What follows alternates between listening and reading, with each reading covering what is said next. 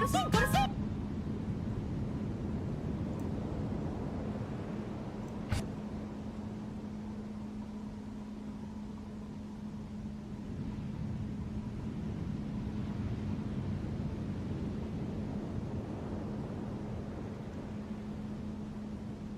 When life gives you overripe bananas,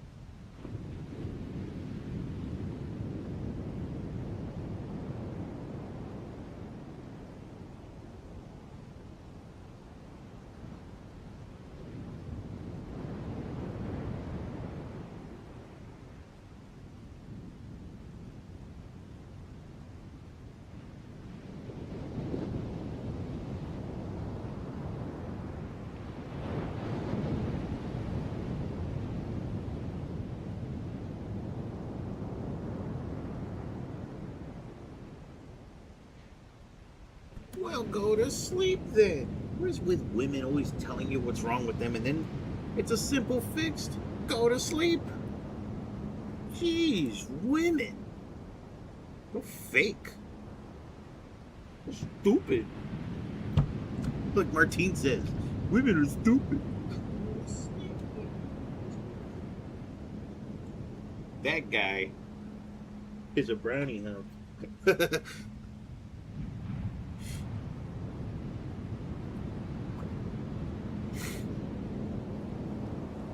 That man is a brownie hound. What's up, Octo?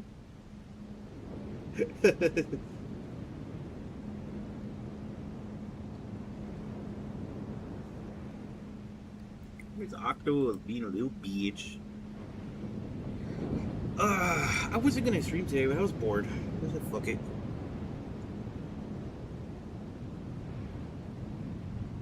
It felt too late to do anything I want to do, which is stupid because it's not. I don't know. I hate when I'm not comfortable and I can't do anything.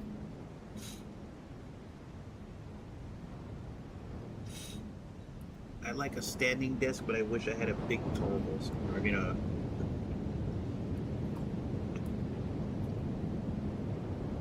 a nice cozy chair.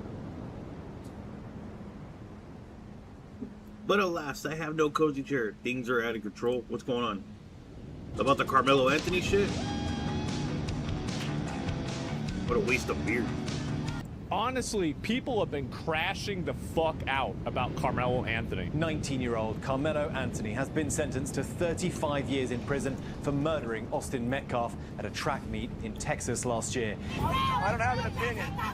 Just like Carmelo was doing. I'm glad you just said that. That's what Carmelo was doing. Protecting his motherfucking cell. What is going on with this? Jasmine Crockett. Black women live in fear Of and what? agony. A fear and agony that Yeah. I promise you, the Metcalfs probably never spent a day living that way. And we're gonna have just some real conversations about race in this country. We're gonna have to have some real conversations because it looks like some of these black people are racist as fuck. Hey, wasn't you on jury selection? No, he wasn't. No, he wasn't. Seriously. Why do we put up with these animals? You can't have a normal society where you have people running around punching you in the face. Somebody identifies you as white, thinks that you're on the jury for a trial that they didn't like the outcome for. You was on jury selection for Carmelo Anthony? Oh, all right, my B. I thought you was on jurisdiction for my B. And Card Oh my B, shut the fuck up, dude. Throw his ass in jail too. Throw his ass in jail too. Wow. You see how? Oh, I'm sorry. Like that tone changed real quick. What a weird way to start off the video, I know. But I was just so interested in the trial. It's like because it took forever, and there was video evidence that he did it. I get it. They were trying to justify if it was, they were trying to justify it as a self-defense or anything like that because we don't know for sure. But damn, like I didn't believe it was self-defense. Because the shit that was being said, dude, even his friends sold him out. Carmelo's friends, from what I hear, they sold him out. So it's like, damn, homies for life, my ass, Just saying. But, geez, dude. And, I get the whole arguments. Oh, but he ran away. Yeah, he ran away. He hid the knife because he was scared because he's black. He's going to get arrested. They're going to get... That's a fair assumption, but, it also makes him look guilty. Wow, just freaking wild discussing. This is not justice trying to revoke... This is trying to revoke an example. Fucking... Why do we give fucking celebrities opinions? They're fucking morons. Especially this bitch. Pretty B obviously defending it as well. Wow, just wow, disgusting. This is not justice. This is trying to make an example. It was a legal lynching that happened in here today. It's illegal lynching. It's what I tell my 5 boys. Oh, here we go. What do you want us to do at this point? Just be fucking normal. What? I'm lost for words. I don't know what to do. I got 5 boys. I don't know what. I ain't got nothing to tell them no more. You can't walk away no more. You can't walk away? Why? They arrested the guy that was harassing people? Oh, this is the guy, right? That it was not a case about race, but you cannot... See how they just talk... What is with that hat? Why are you wearing it like that? You look like a retard. And you go around picking fights with people that look like they can't defend themselves. They do that all the time. Like, these types of fucking protesters, dude, they go around and fuck with people who they know can't fight. I mean, look at the guy who was, what was his name? Fuck, I already forgot. There's a veteran. That happened to a veteran. He's disabled. He couldn't do it. And this weird protester from the, I want to say Antifa side, but I could be wrong. Deny. The overlay What is with that? the guy jumping. What are you doing? Time to go in the box. How's America getting so crazy? Because it's allowed to be crazy. No, I'm not done. I'm not done. Because ain't nobody gonna stop me. No one wants to stop. Y'all want to play these crackhead games, so I'm going to play them. Fuck white lives. How about that? How about that? Okay, but I bet you if one white guy said fuck Black Lives, everybody in this fucking crowd is gonna jump his ass. Meanwhile, nobody's jumping him. Like, damn, dude. God damn. Like, fuck white life. I mean, hey, I get what the movement was about, but the movement turned into a fucking sham when you realize that the people who were funding it, or the people who were behind it getting paid, weren't they getting fucking money? I mean, money. Weren't they getting luxuries that they didn't need? Big houses, nice cars. That's what I heard. I heard when that movement took off after, what's his name died? All that shit was getting funded. I told you they are the most racist, trying to run defense for this. Part of the reason why I think he got the maximum worst sentence Why are you still here? I thought you were going to jail. here is because of the racial component. He's black. They had to put him in jail for a long time because he was black. Carmelo Anthony's grandmother. Race, hold this down. Racist, racist, biased, We love Carmelo. We love Carmelo. By the way, isn't it weird? They're going and taking photo. Like, this is like some celebrity shit. Didn't your family member just get sentenced to like life in prison? 35 years for a kid who had decided to go under a tent that was not his team's tent as it was raining and simply didn't want to be put out in the rain by some random kid that he didn't know who was larger than him. Who was larger than him? What? No, he wasn't. Wasn't Carmelo like 5'9", 6 something, and the other kid was like 5'8"?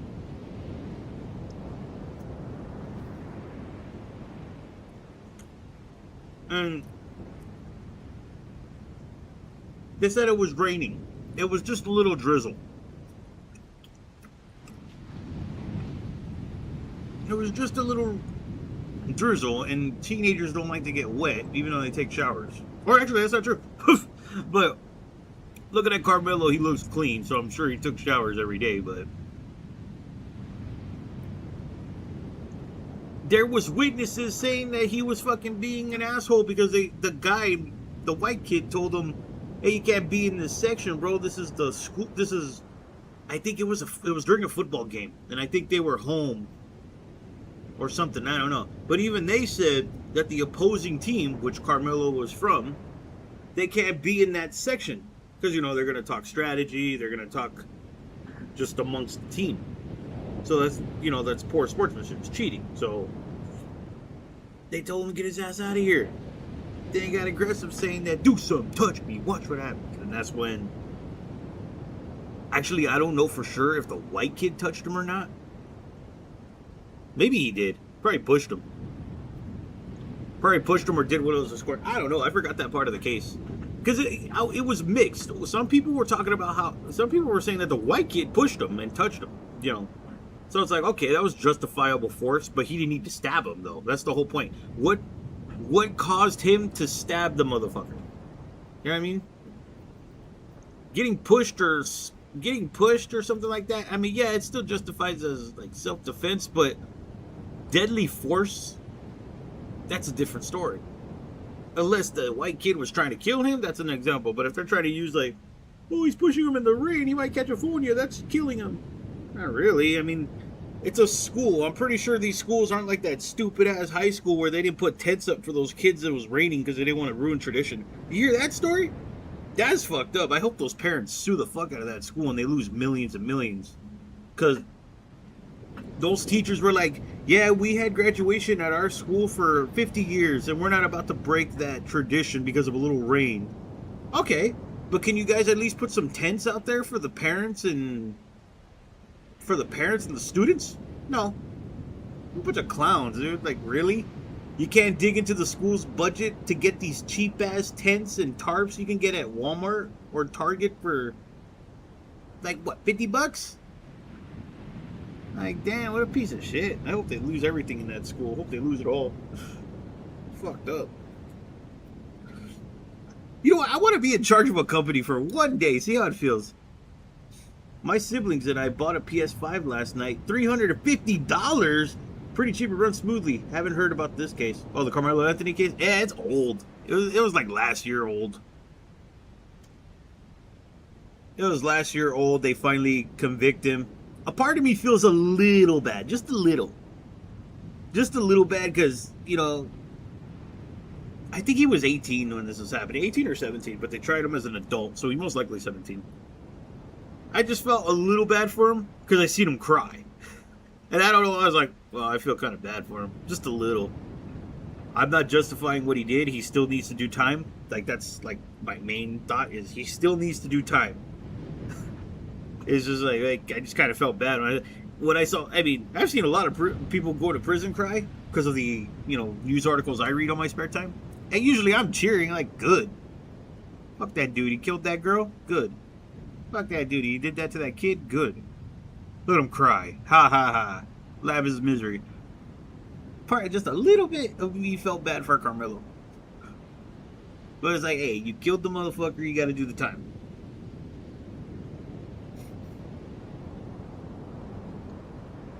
And I felt bad for Austin's friend and his brother too, because they were on the news crying as well. So it's like, so my point is, I got equal equal kind of like feeling bad for them, sympathy for them, if you will. Jeez. Crazy case. I was expecting riots. Listen, a lot of people don't know what it is to live as a black person in this country, but isn't it crazy that you're not oppressed though? I mean, don't get me wrong, there is still that racism where they talk shit, but it's not as bad as it was in the fucking 60s or the 50s, I mean. Like, they go around acting like they're still fucking, it's still 1884. Like, you guys, man, shut the fuck up, dude. Relax. I was having this conversation about the YouTube video I was watching yesterday, where this dude, this stupid ass dude, he was making a video about why Nintendo was racist. And that video got blocked. Right now I'm deleting it. Get this. The reason why the title of the stream is called WoW, my video got blocked. And I was like, why did it get blocked? I thought it got blocked for the One Piece intros. But no, what got it blocked was a fucking scene of Friday After Next where Money Mike comes out saying, hold up, wait a minute, let me pimp it. Like, that got me banned, or that got me blocked. But the other videos of those copyright songs, they didn't. Well, Ice-T's Original Gangster, it got me partially blocked. But it wasn't that bad. Yeah, I often feel bad for people like that, but it's rare. No, exactly, yeah, that's what shocked me, is because when I saw that picture of him crying, I was like, I feel kind of bad. But you know, but I try to remember the things that they did, so my feeling doesn't override the justice, you know? He killed the kid, he deserved to go to prison for it. If it was self-defense, if it was truly self-defense, like there was a video that came out there that wasn't AI, and we literally saw that white kid beat the crap out of him and then he stabbed him, then I would totally justify him stabbing him. But there isn't. There is a video, but there was no action of what the white guy was doing. There was no reasonable for deadly force. And the knife he had was a kitchen knife, I think.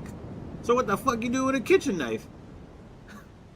Yeah. Hey, what's up, Jada? No, but yeah, so this Nintendo kid, this guy was making a racial video about Nintendo. Jada sent it to me. And we watched the whole video, and I was just kind of trying to debunk the shit he was saying.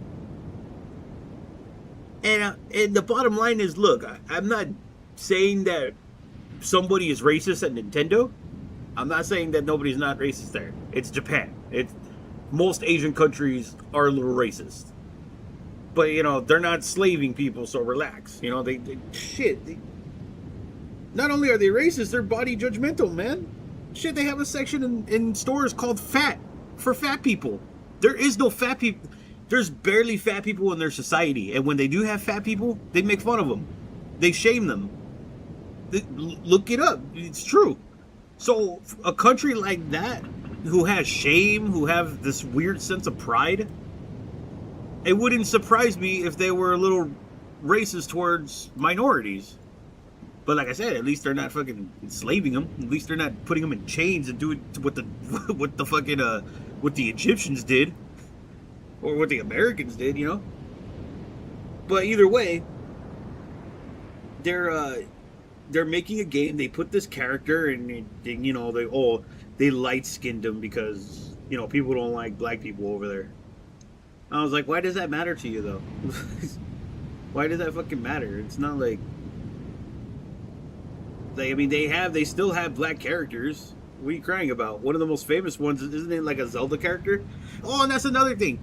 He got mad because in Hyrule, in I think Breath of the Wild, there was a tribe of basically black elves, Hyruleans. They were black. They looked a little tribal, but they were neat and clean. But there was one black guy who was a bum. He had dreads, and he was a gambler. And the dude in the video got upset over that. I was like, so you're mad at that somebody, because he said that he had dreadlocks. He had the casual dreadlocks that black guys have. And I'm like, so you're mad that this fool has dreadlocks but everybody else in that tribe has normal hair? like, dude, you do realize that dreadlocks, you get dreadlocks because your hair's dirty. Like, you're not supposed to clean it. So, you know, that's a fact about dreadlocks is they're gross. You're not supposed to wash your hair. We even looked up how to get dreadlocks. You're not supposed to wash your hair for like 2 weeks because you want the natural oils in your hair to tangle and shit, you know? Not tangle, but to stick together. That's kind of gross if you think about it. So it makes sense that a bum has that hairstyle. But he's mad because, like, oh, everybody around here is nice and formal, but this ninja over here, this guy's all butt ugly, and he's the only brother with that hair. I go, well, the Japanese have a thing about cleanliness. I mean, shit, when they do cosplay events, there's some girls, they have a sign that says, please shower, or please put on some... Like, I'm serious.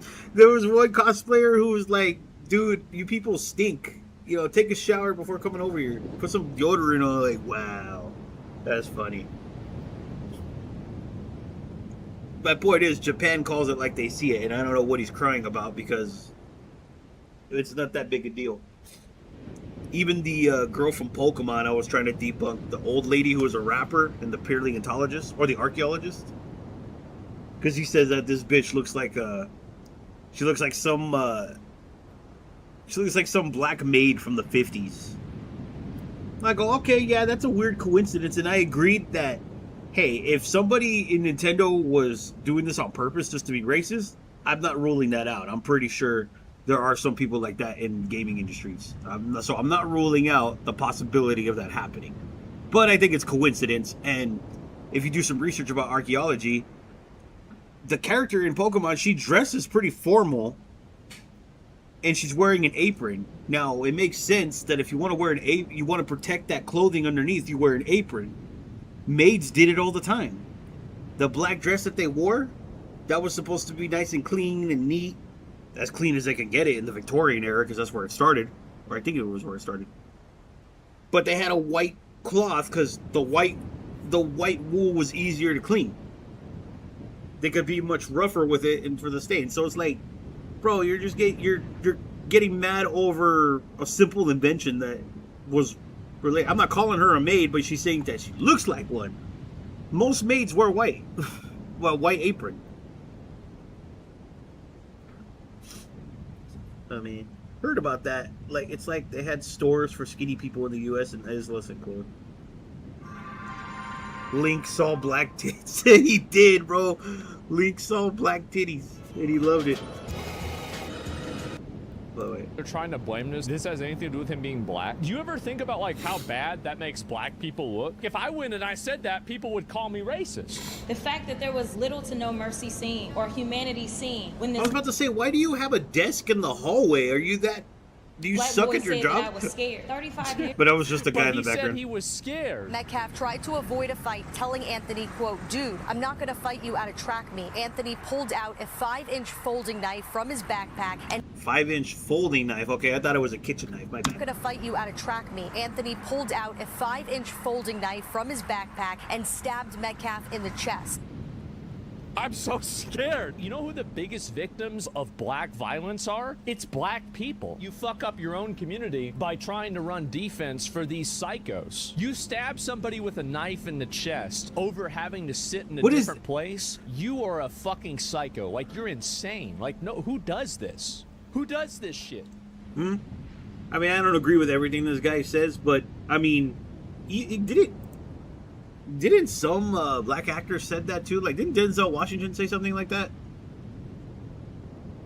I say him because he's a big Christian. PlayStation loses partnership and marketing deals from Asians. Wait, what? It's actually. Change. It's all of its Asian partnerships and marketing deals. I have a few different things to show. Loses partnerships and marketing deals from Asian devs. Stop banking on Western garbage. What? I don't get that. Oh, and that was another thing. Yeah, Jada said Link saw black tits, which I showed in the memes folder on the Discord. And even that bro had an issue with it. he mother's friend with benefits. Benefits? he even had an issue with it. Benefits. Yeah, benefits. With the credit one bank X5.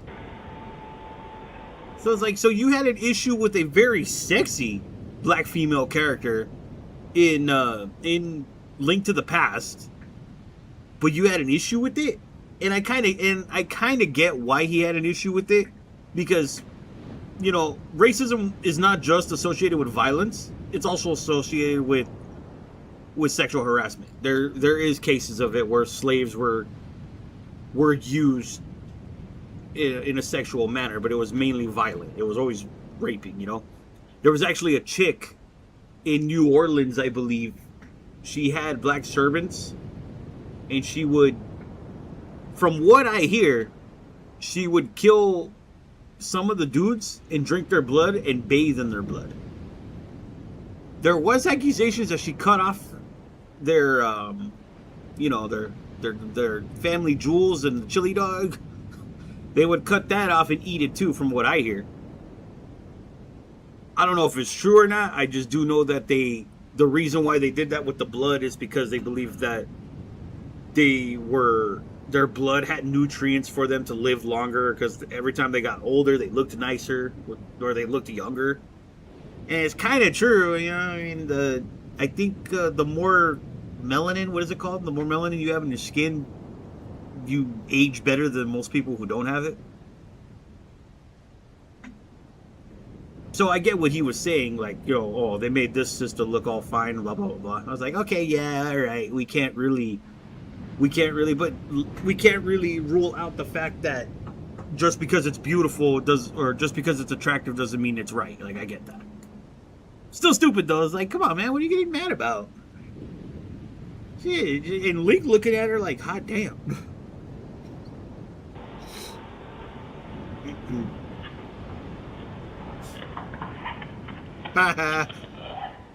Stupid ass. Oh no! No! I hate kids. I was hearing the same thing recently about the Backrooms movie, because there was a black character that pretty much is the antagonist in the story, and people thought the film was subtle racism. Spoilers for the Backrooms. How is that racist? He's the main character. Everybody's gonna be thinking about him. Subtle racism? Shut the fuck up, bro. These people look for any excuse to find something racist. That right there is racism, if you really think about it.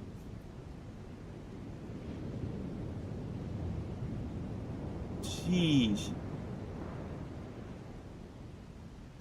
Was the apartment complex I used to live in racist because they didn't want to open the gate on the opposite side of the apartment, but they had a part of the apartment where it was the wall I could hop over? Is that racist because I'm Mexican hopping over that wall?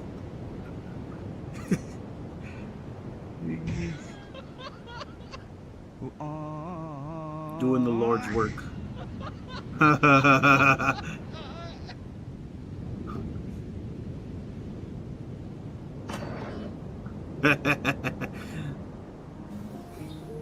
Baby girl? Sheesh, I would not be diving in. Yeah, exactly.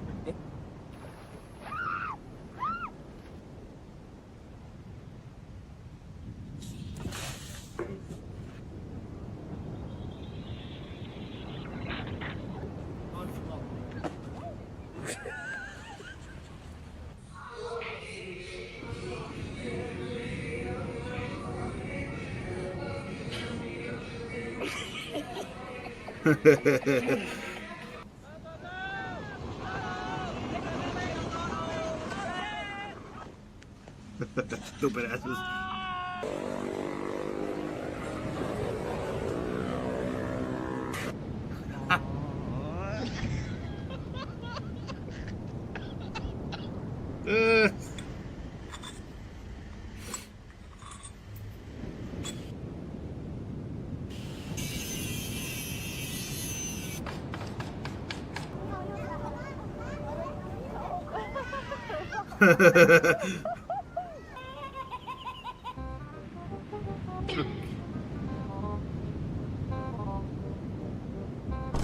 Fuck.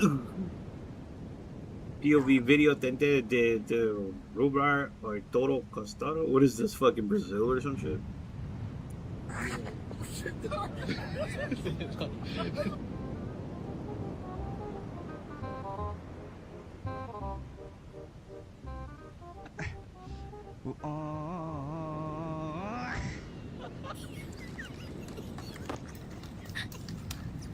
What a stupid invention.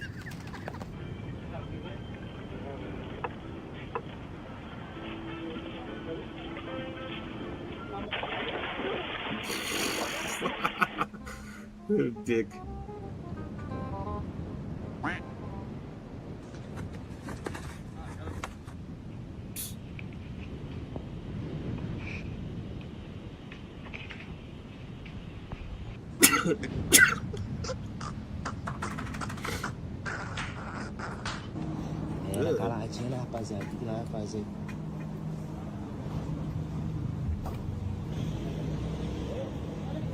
Nasty ass sandals.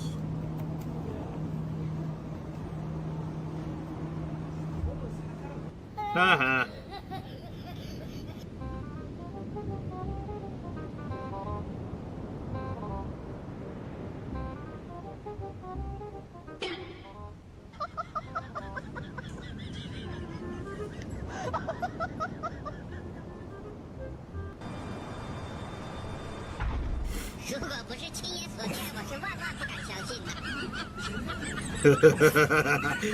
She really got training wheels. That's funny.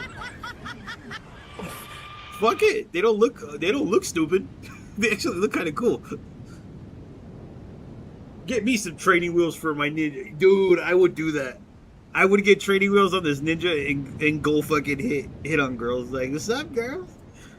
Is that training wheels? Yeah. Hop on.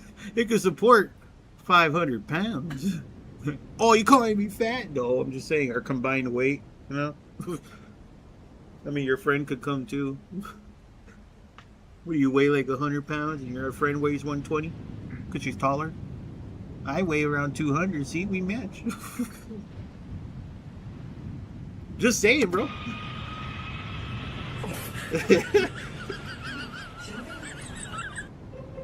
Wait a second, did they just... Oh, that's so cool. They even go up. Okay, that's even cooler. I don't know what you're laughing about. That's actually pretty cool. Fuck.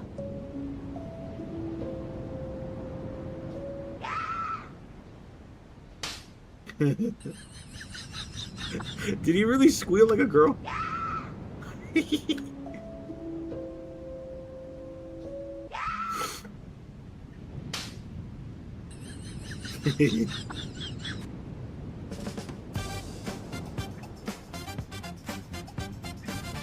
Oh, so I played that pirate game yesterday?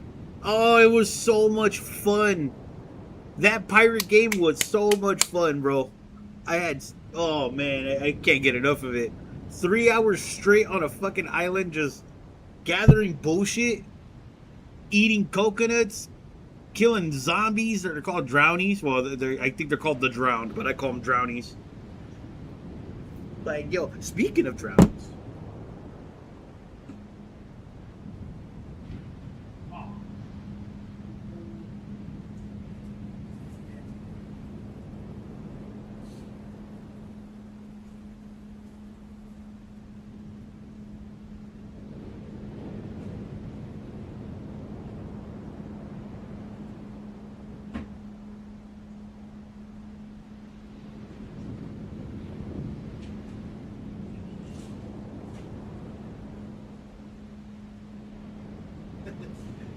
Somebody ate the last one. That's okay.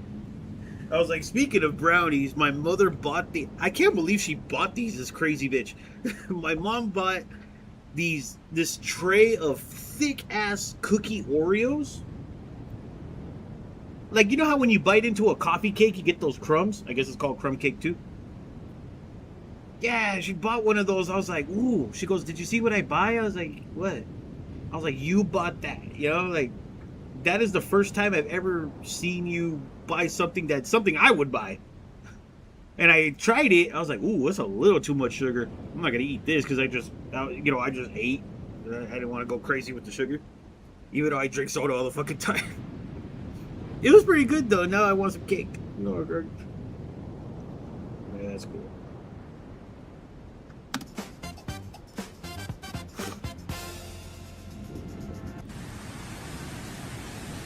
Oh, I love weather like that.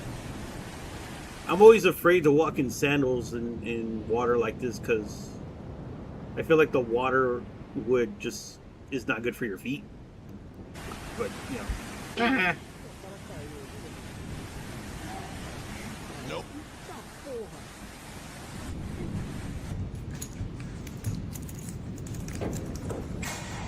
Fuck. 반대로 오나.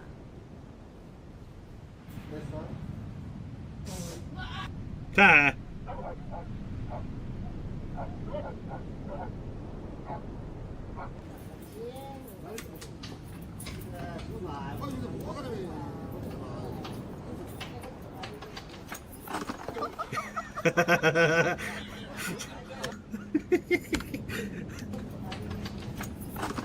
What was that?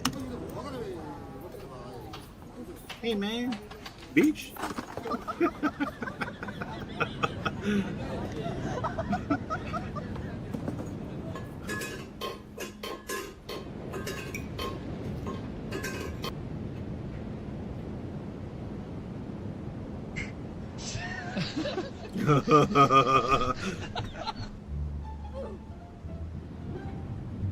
Nope.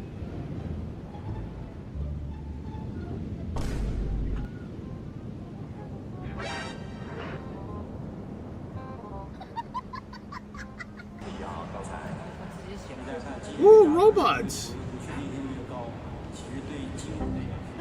Oh. Fuck.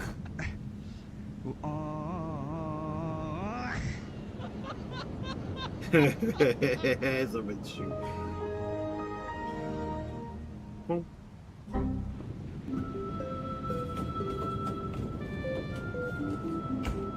Stupid cat. Tell me when. Taekwondo.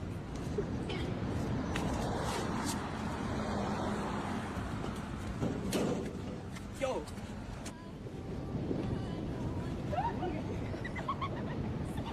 How do you fuck that up?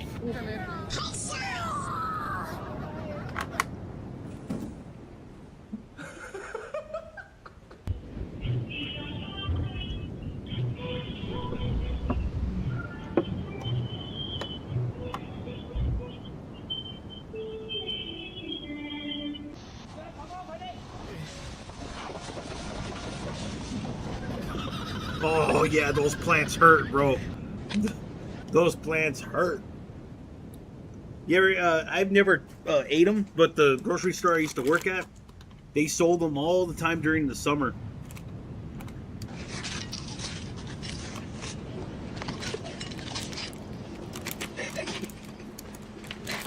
Oh.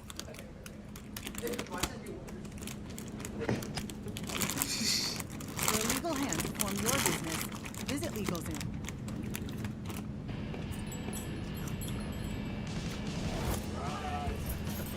Legal my ass.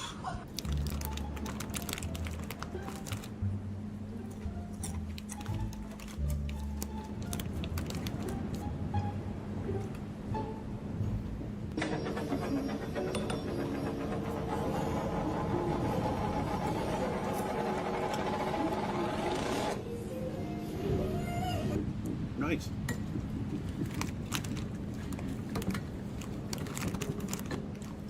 Well, it takes a special cup, you know?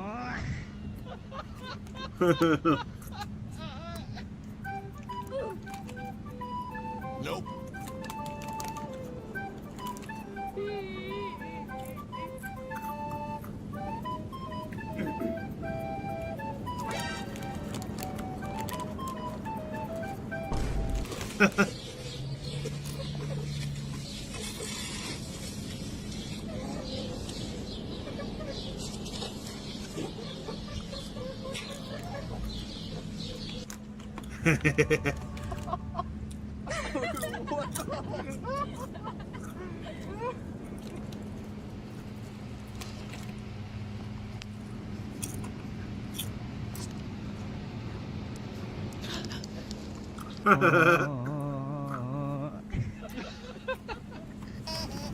Morria não.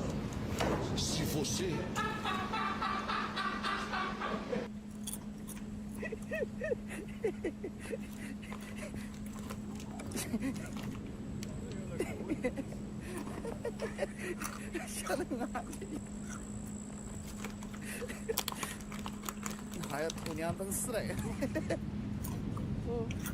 Yeah, she's cute.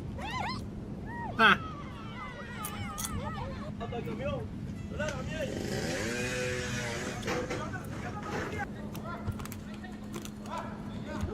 Ooh.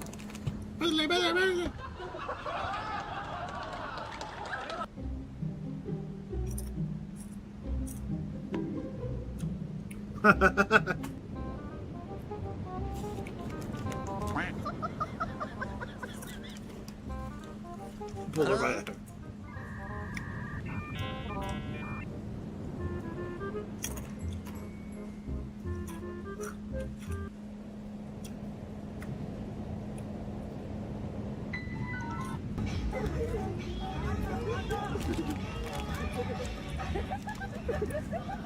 Let it go.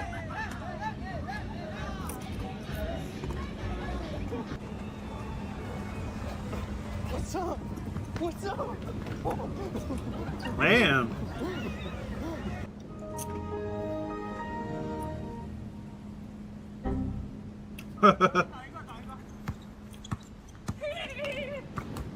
Oh.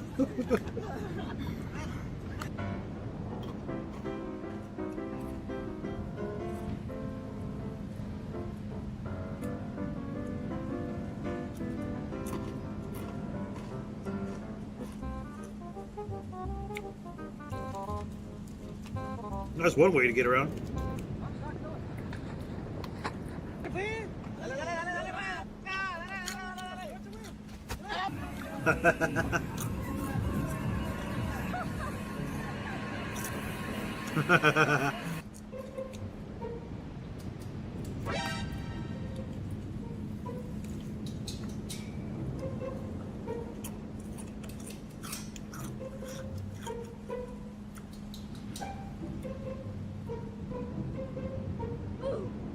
Stupid cat.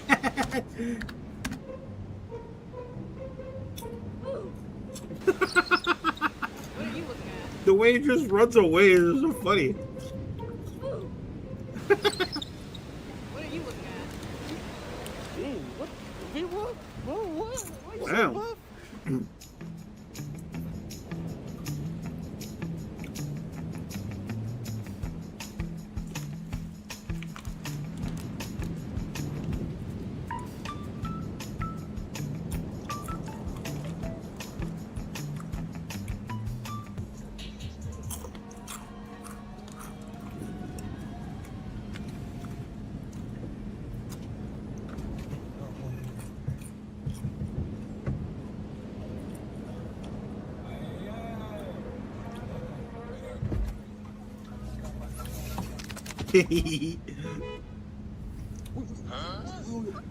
What the hell, stupid?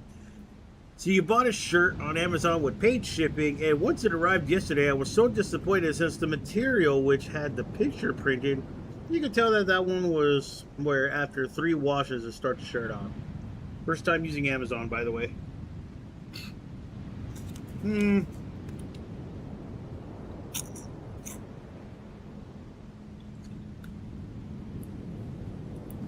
Next time, use AI to find where that shirt comes from and buy it from that website.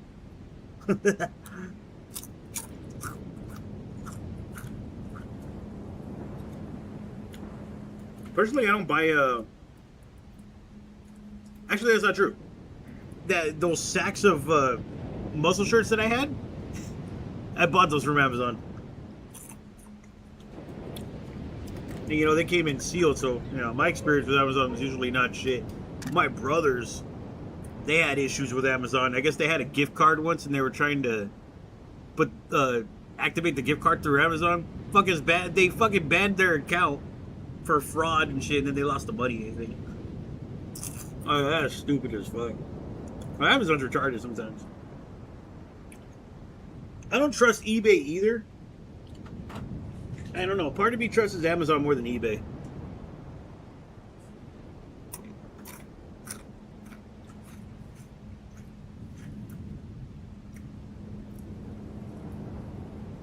No, yeah, I'm the same way. Like, especially when it comes to like consoles and shit, like the ROG Ally for the Xbox or the Lenovo Go.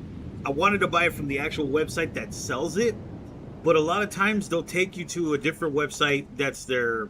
You buy it through them, and most of the time it could be Amazon.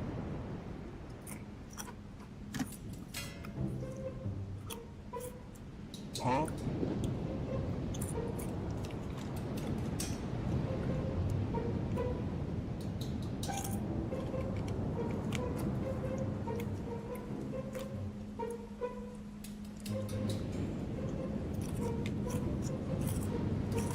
Nope. Squeeze that out of the bus. Then we need to have the items go into here. Oh my gosh, I put this belt into the output. Don't mind me. Rotten. No! No!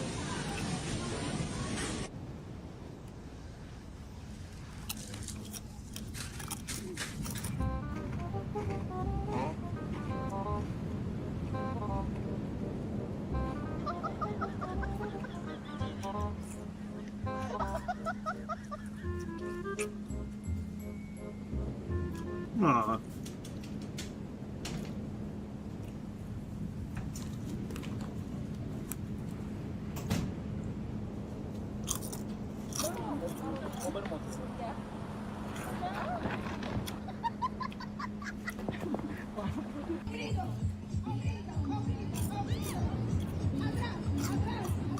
Fuck yeah, monkey girl.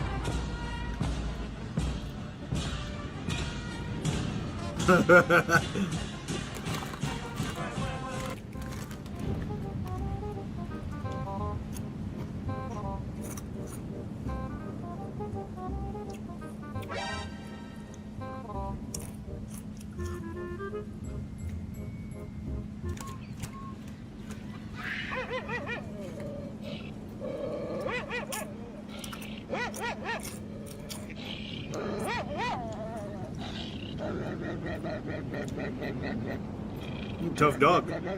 Stood his ground.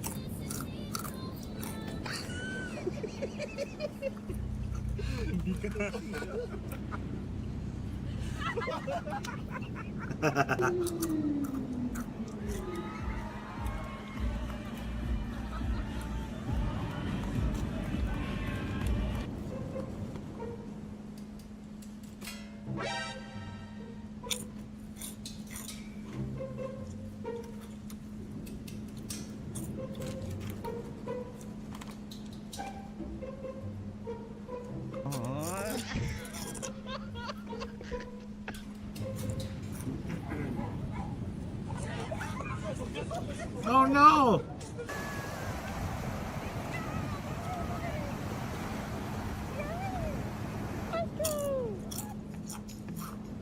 Fuck.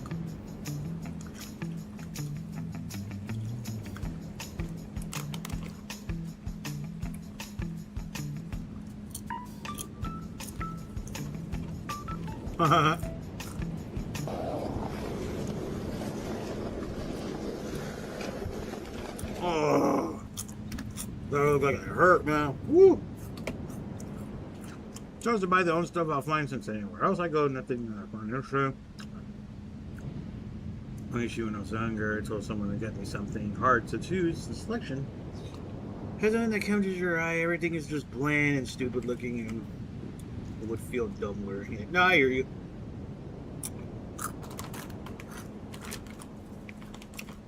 That's kind of the reason why I stopped wearing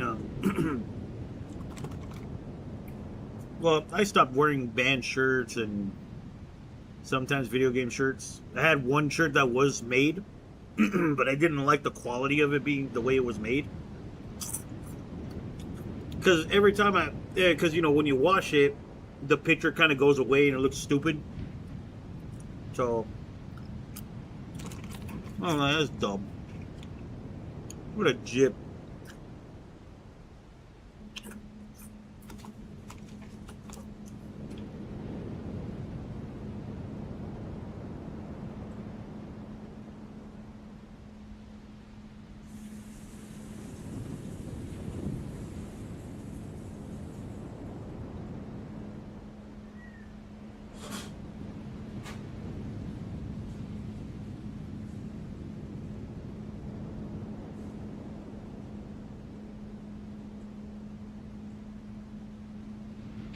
I'm about to play that pirate game too. I'm about to bomb this whole motherfucking plane. I'm about to bomb this whole motherfucking plane. We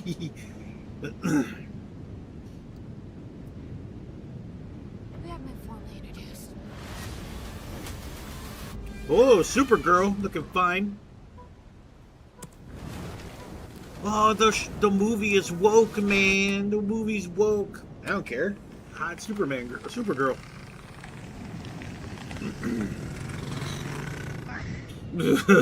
Stupid.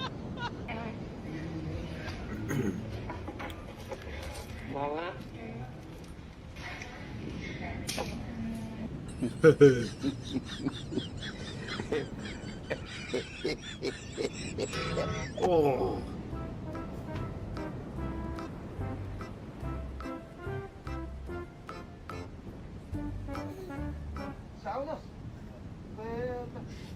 He burns his finger.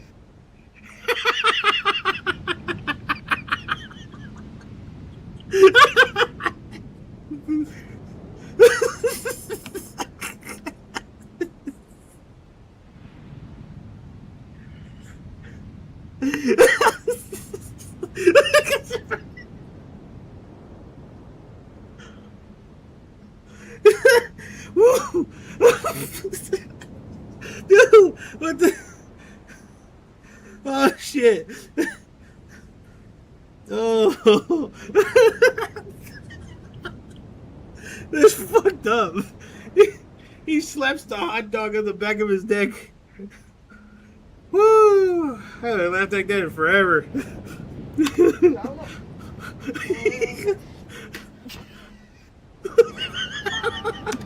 His face, the video of torture.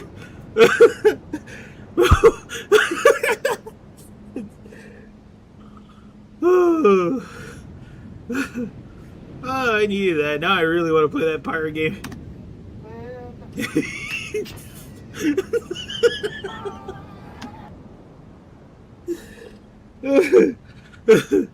Oh shit! One of these days I'm gonna pass out. Ooh, maybe. Okay, one more time.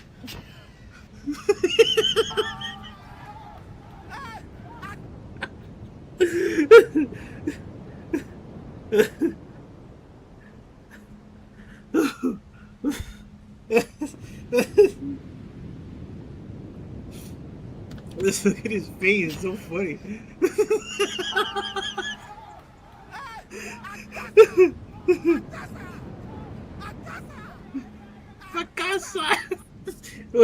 Oh, this is a good one, dude.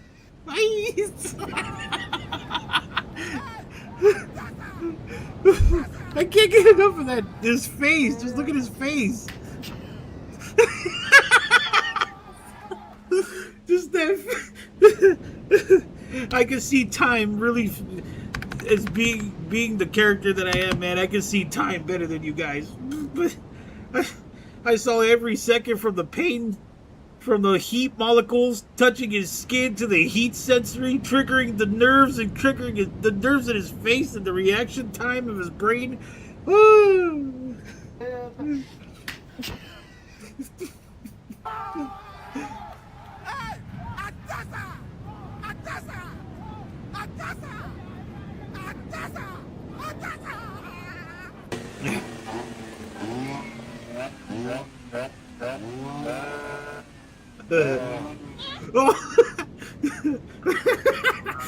You idiot.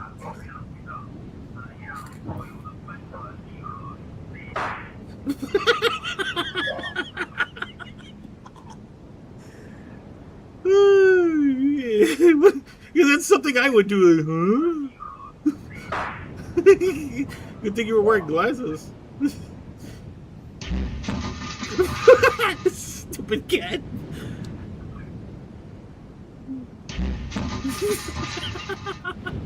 Aww.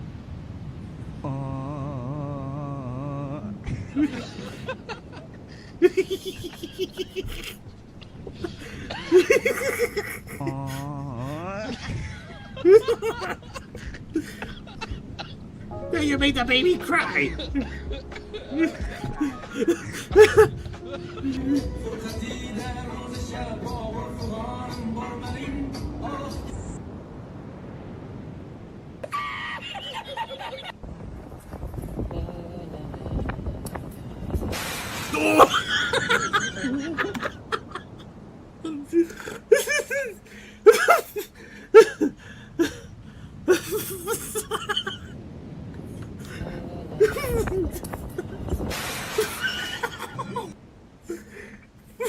Right at the right time too.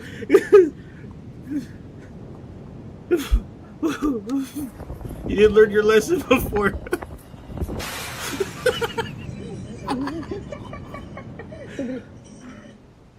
Здравствуйте, в эфире Вести Красноярск. Women.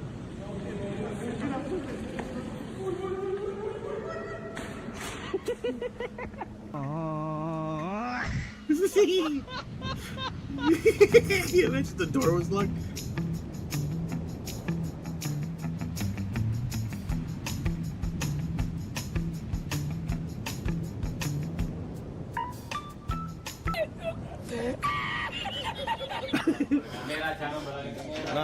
Nah, tuh.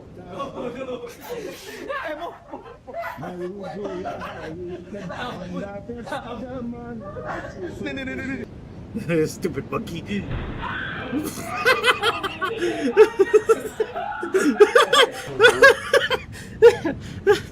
Oh shit. It scared her. What was that bitch thinking about?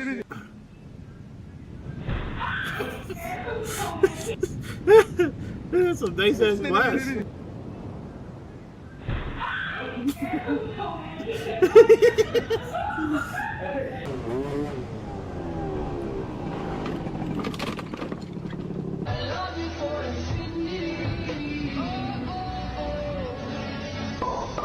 Ugh!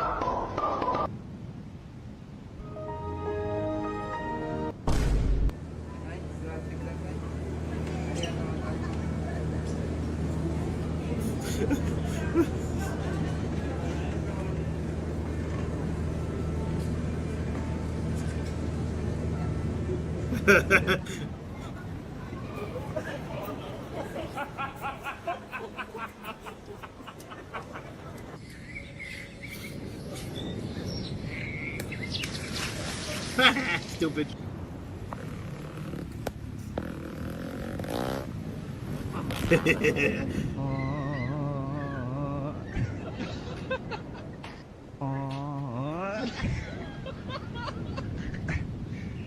Dá uma puxadinha no quebra-mola, uma puxadinha no quebra-mola. Vai, vai, vai. Vai, vai. Dumbass.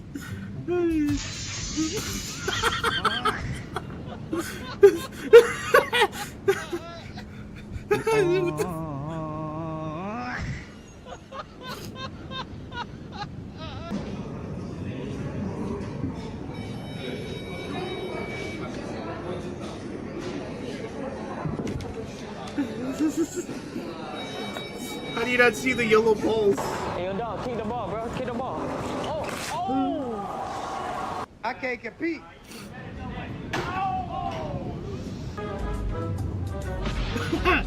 Ouch.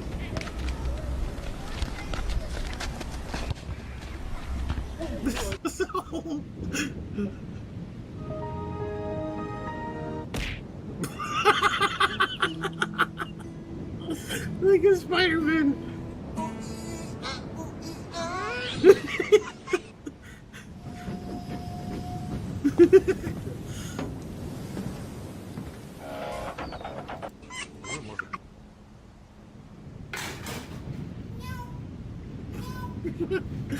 I did that once. I did that one time. And my we don't have a cat.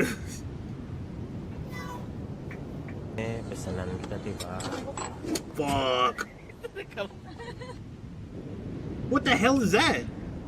Is that a giant ice bucket? Damn! That's cool.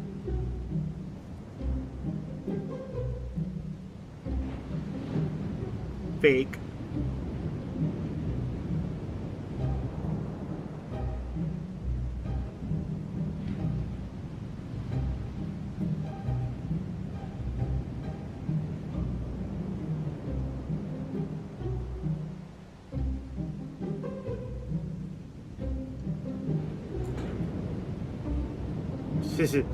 Stop playing with me. I'm at work.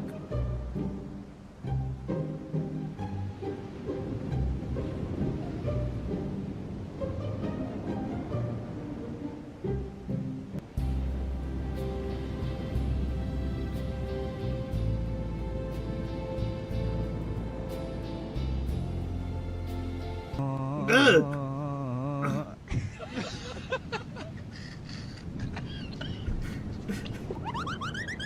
That's how you met your mother. Loser.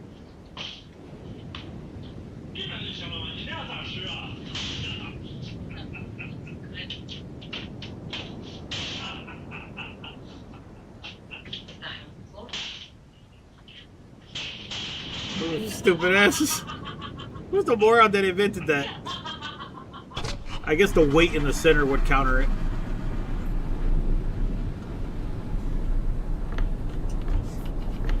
Right on his hands.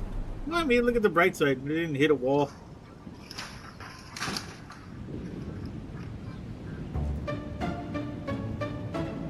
Baby girls?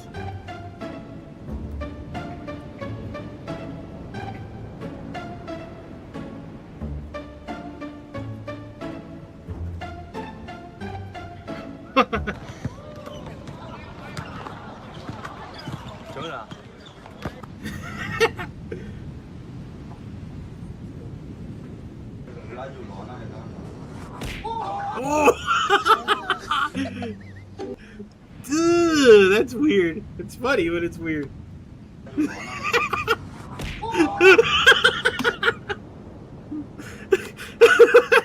Why are you that close? You idiot.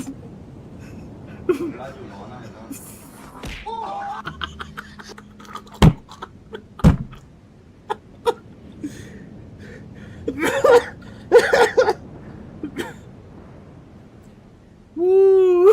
Look at his face.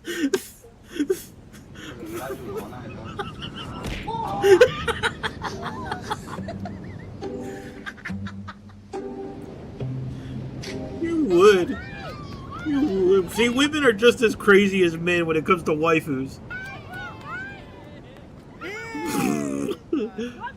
Don't run! What is that? What if I don't run? Hey! What if I don't run? A few moments later.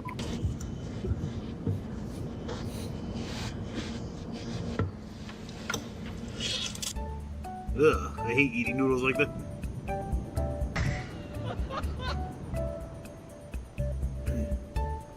I would hate to be there. Sheesh. All that heat, nasty. No!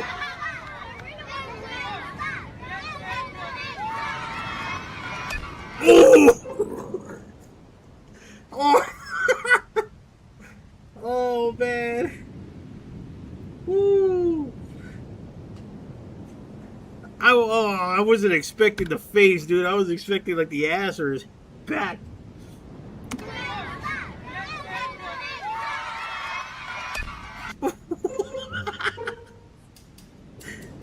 That sound. Oh.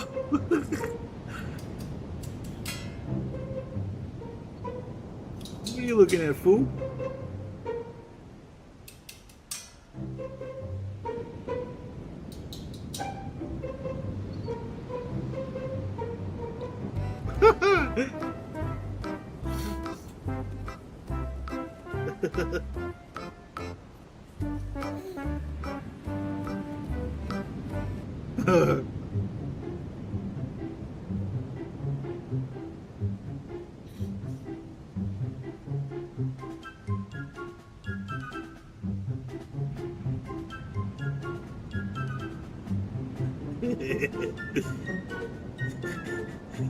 Is he gonna be like that guy who poked that donkey and it chased him?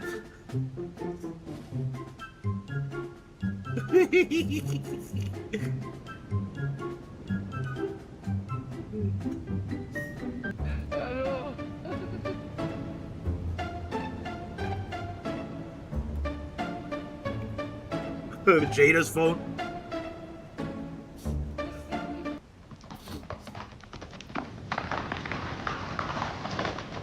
Stupid ass horse.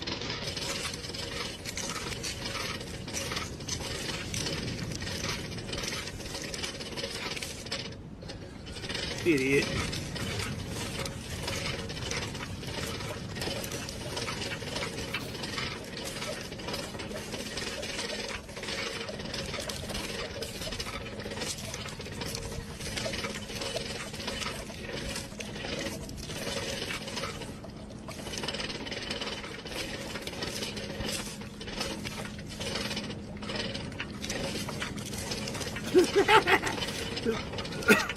He gets his figure.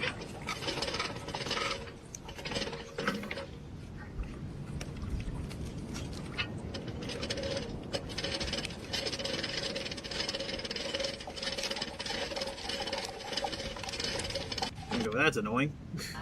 No!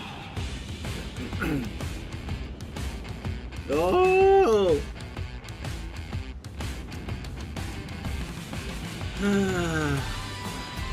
No! We're here for our convertible? How about it? Hop on Fort? Yeah, I guess. Yeah, we haven't played in a hot minute. Jeez. Eating baby girl's fruit right in front of baby girl?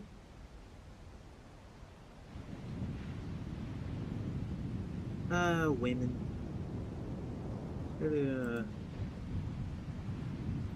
Some good games this week, man. The Win Rose is so good. I love it. Can't get enough of it. Because as soon as I'm done playing stupid ass Fortnite,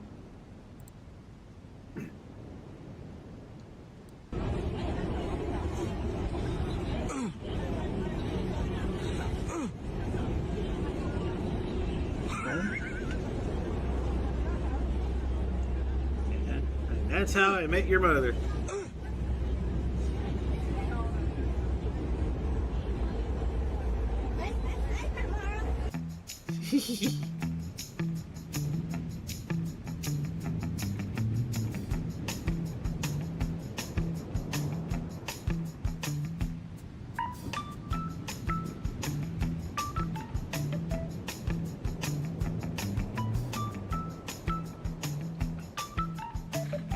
Hey, I don't blame you. Who's this baby girl? A little bit of a weenie for tattooing Queen on her stomach. What a loser.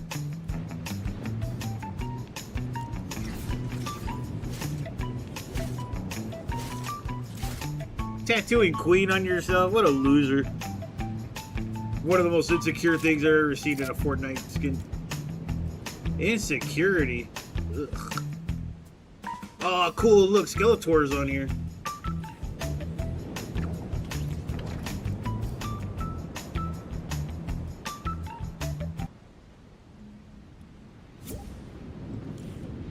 Damn, baby girl. Baby girl looking cool here. Shit.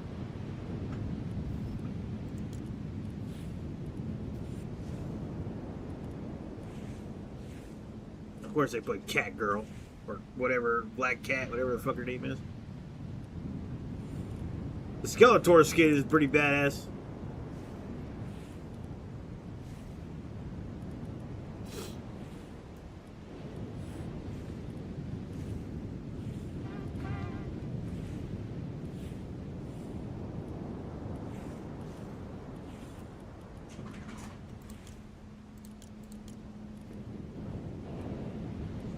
Crystal Little Beach.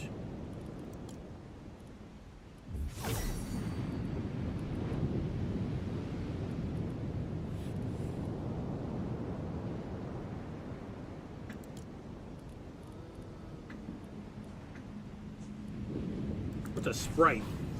I don't want one of those. Stupid.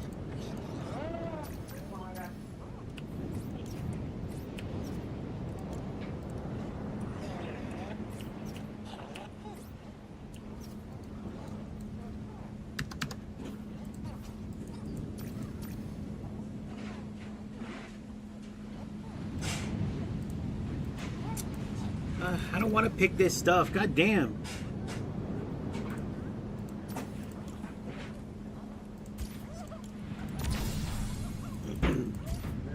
God damn. I don't want to pick it. I hate when they make me pick stupid shit like that. Like, I don't want to participate in your dumbass fucking things.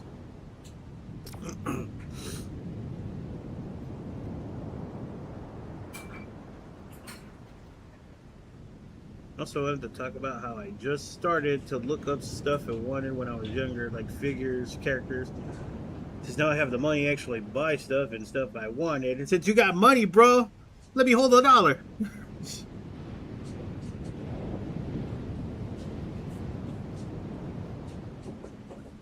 Don't be talking about money when Martine's around here. You know, you asking for. Hey man, can you loan me $500? He's like, the fuck are you 500 for?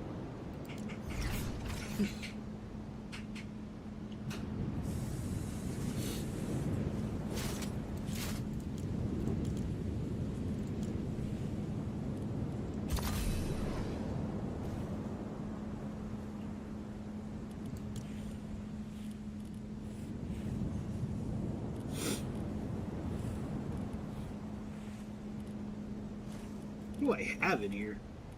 That's a garbage.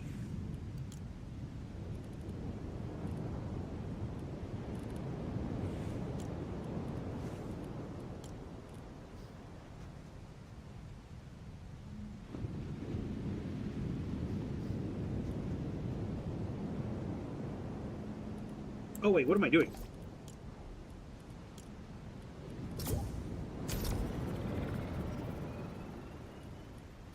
Nope, wait. Okay, good. I was tripping about something, sorry. And now that I can buy whatever I wanted, it's pretty much those items are expensive as fuck. Well, no shit, they're expensive as fuck. That's the way shit is, man. Shit gets expensive.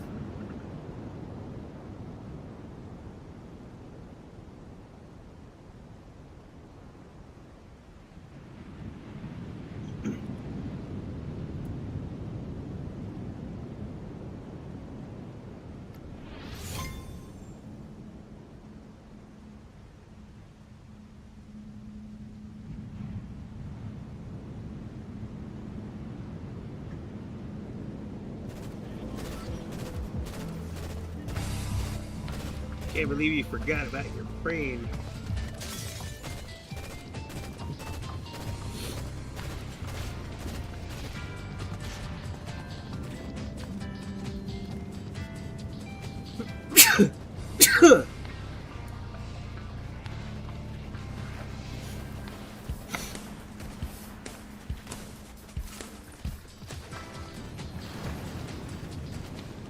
I gotta get away from these people.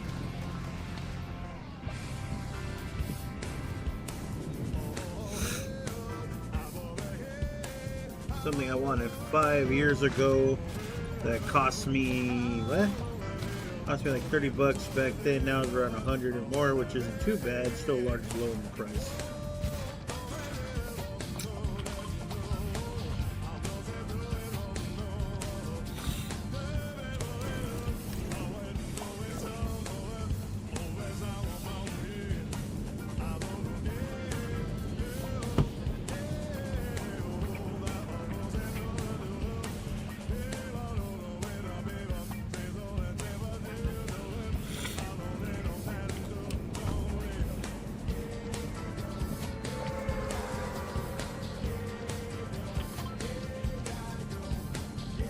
Finally, a map change.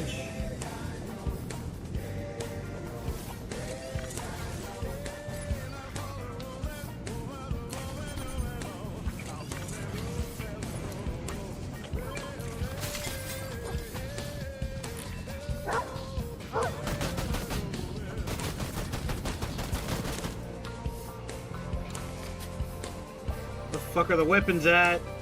Stupid game.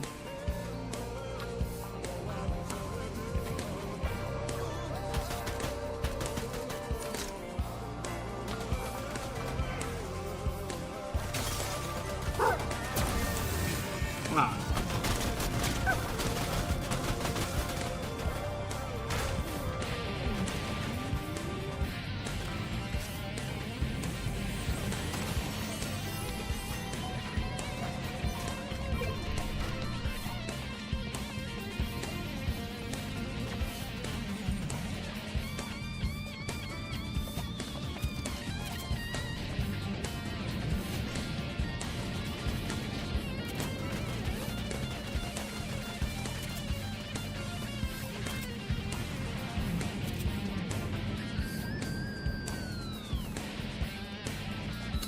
Oh my gosh.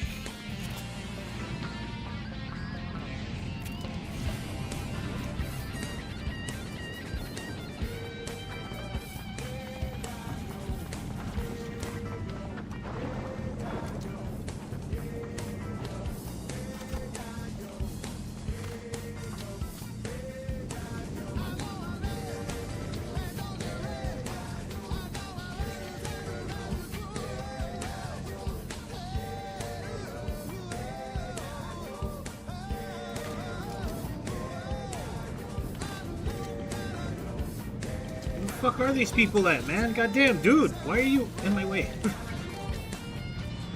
Ugh.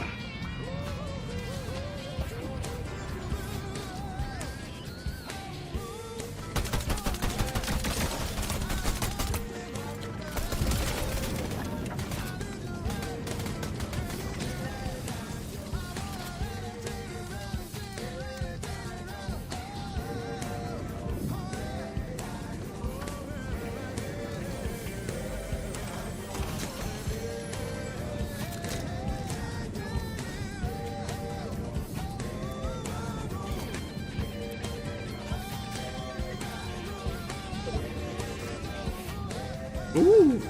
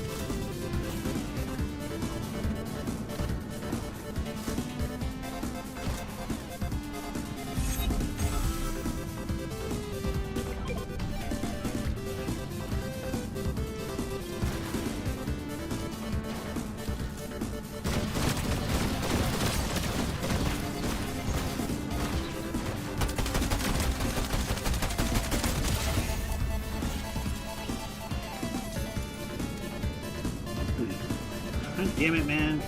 Need fucking ammo.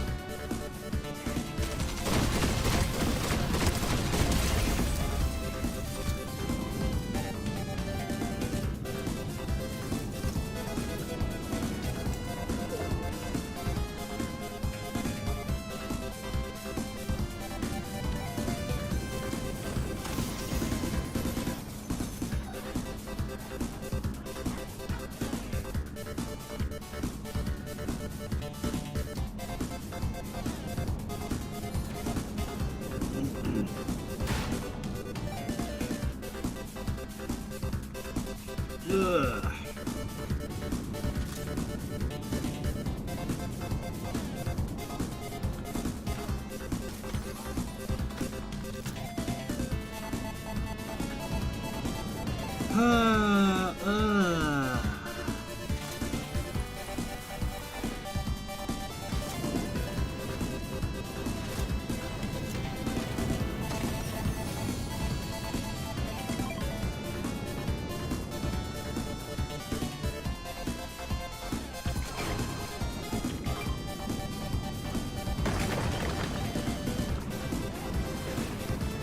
Oh, what the hell? Ah, god damn it, man.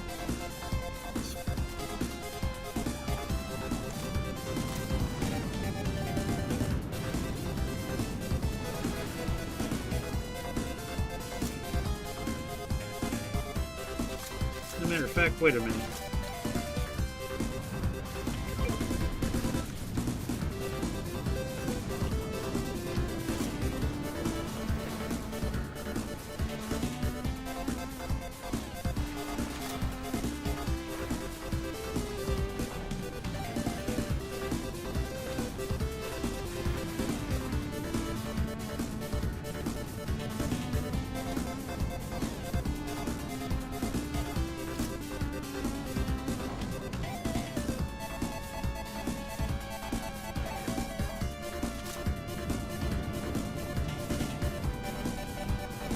Man, ain't nobody else around here. Come on, man.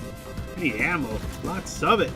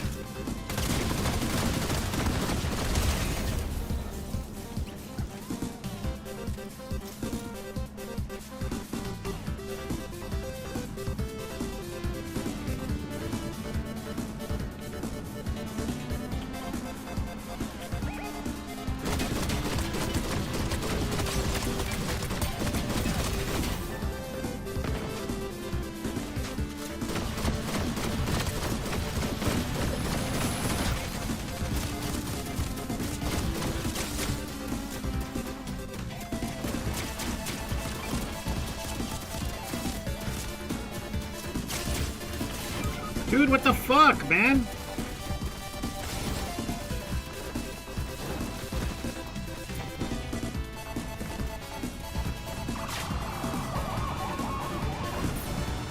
Don't go too far. I don't want them to live.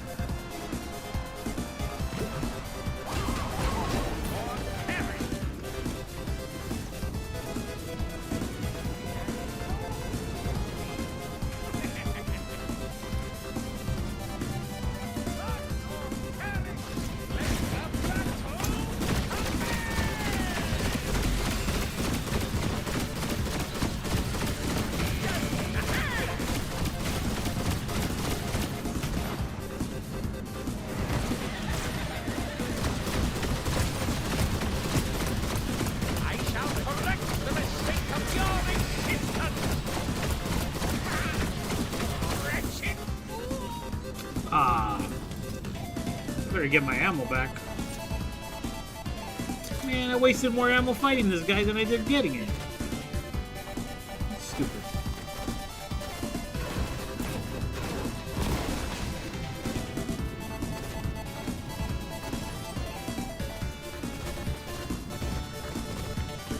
Climb, you fucking turd. God, I hate this game.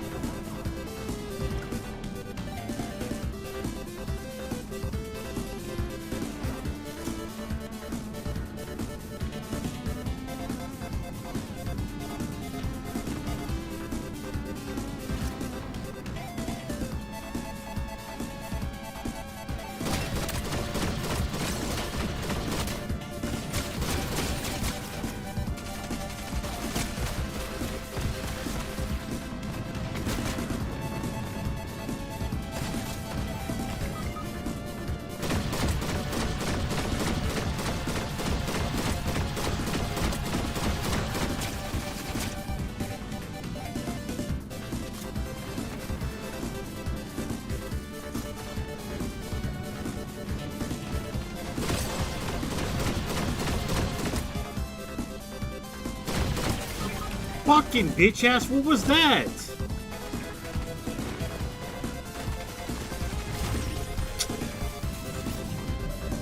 Legendary hunting rifle. Ugh.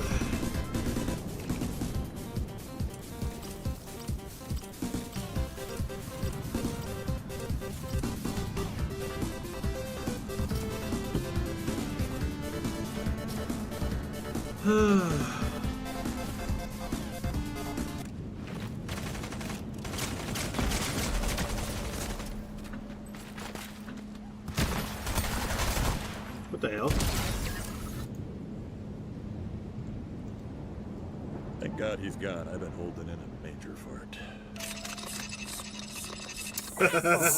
Everything's hard for me. Thanks, Quagmire. This is the smoking gun we needed. We're gonna nail Lois. Really? Can I go first? No, I mean we gotta slap the cuffs on her and throw her in the back of my car. Get her in her room and drill her until she breaks. See how she likes it in the can. I'd like to see one of those strong female attorneys try to get her off. Thank God he's gone. I've been holding in a major fart. So 2 fights just happened? What do you mean?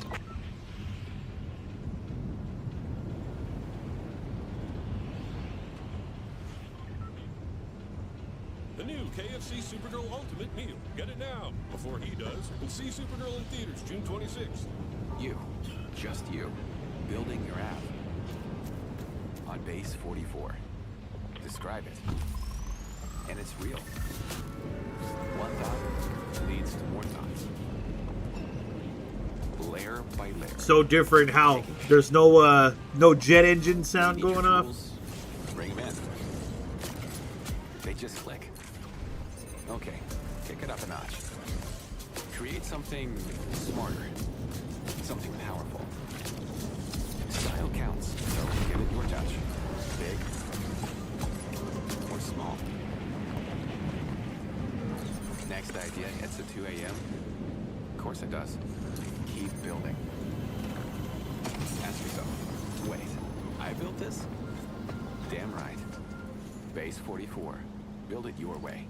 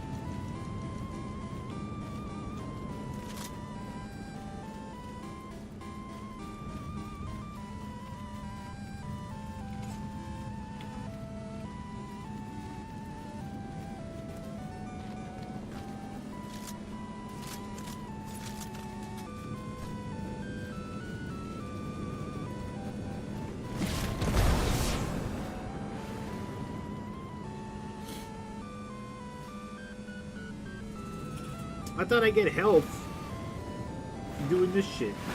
Like, whatever. This game's stupid anyways. At least the weapons are cool.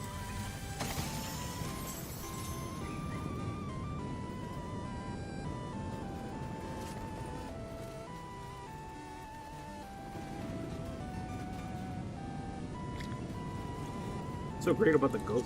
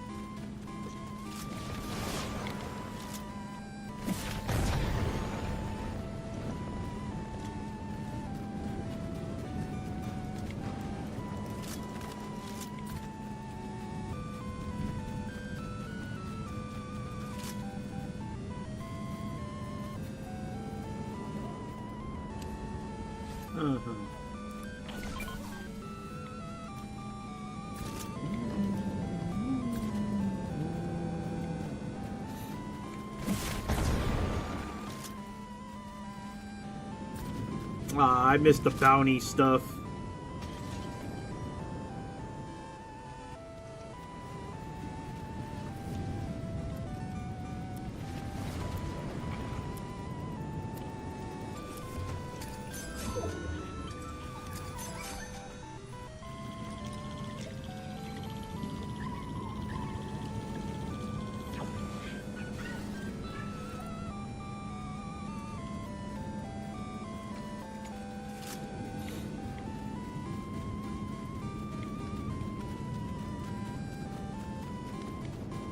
Man, I missed the bounty things.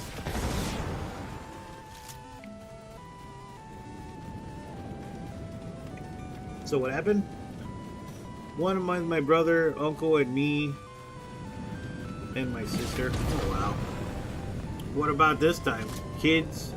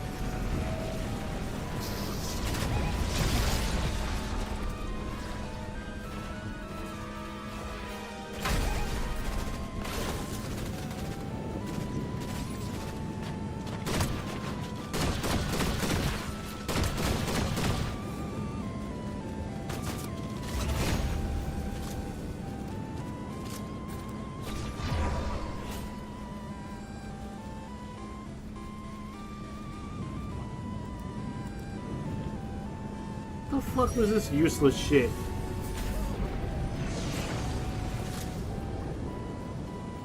That was incredibly useless.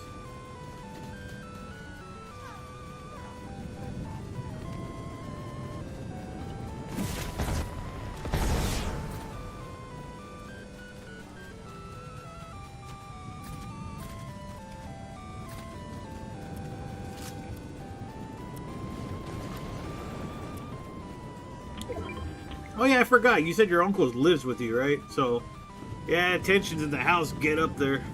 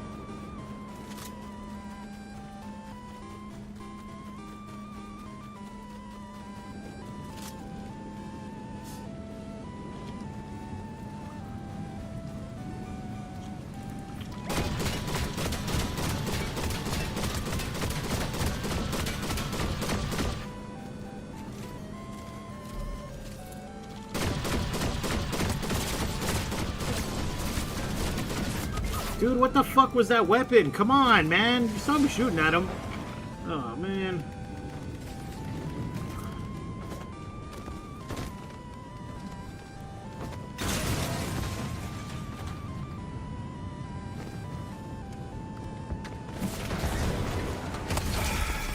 So fucking dumb, man.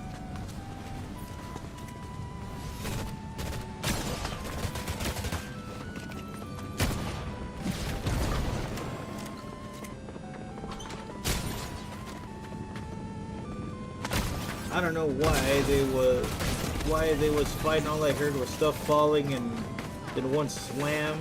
My brother said he drunk his orange juice. He broke 3 phones on accident and didn't pay off. Ah, okay. Always gotta be something like that going on, man.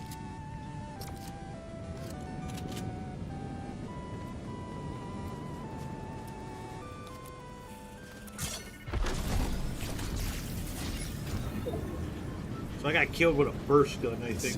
But whatever. Care where you came from. Shut up.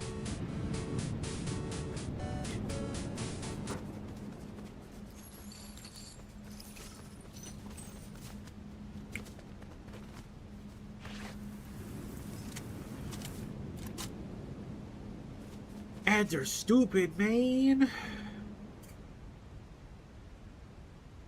You know what I'm in the mood to hear? I probably can't even type it anyways, but I'm gonna try anyways. Octo family.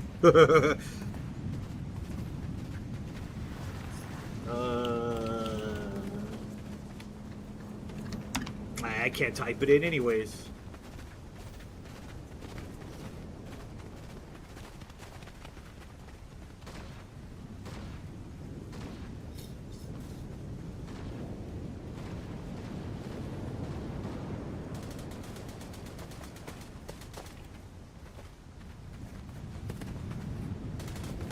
There's a hole in my pocket where my money should go. There's a hole and a hole. There's a hole in my pocket where my money should go. There's a hole in my heart where you used to go. There's a hole and a hole and a hole. Big ol' hole. Let's get the hell out of here.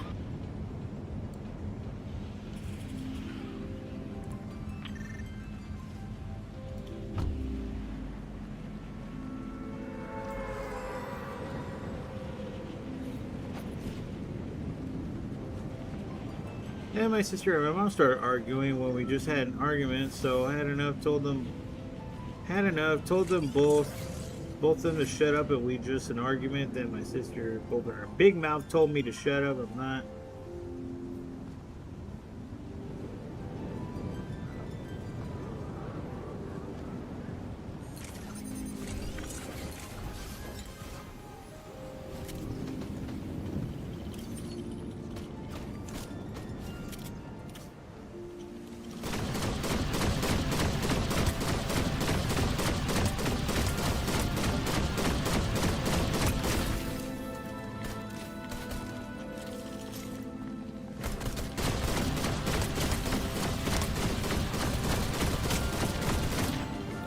Fuck.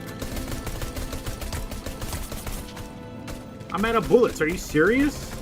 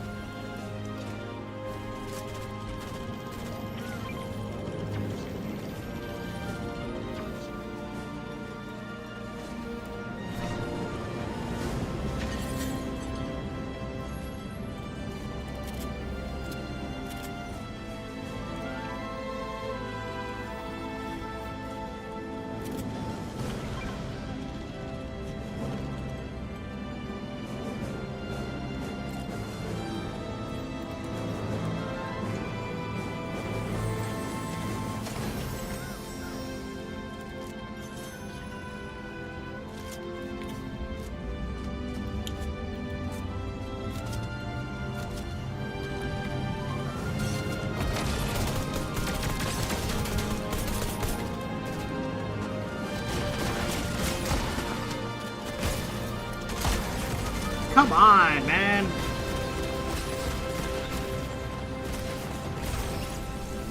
I ran out of bullets. I didn't have anything. Ugh.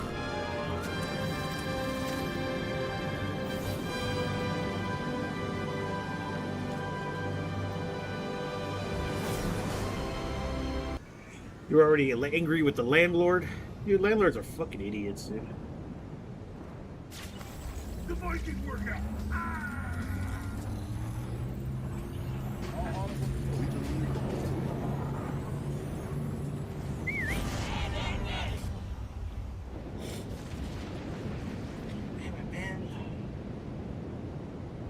There's a hole in my pocket where my money should go. There's a hole and a hole and a hole. Big ol' hole.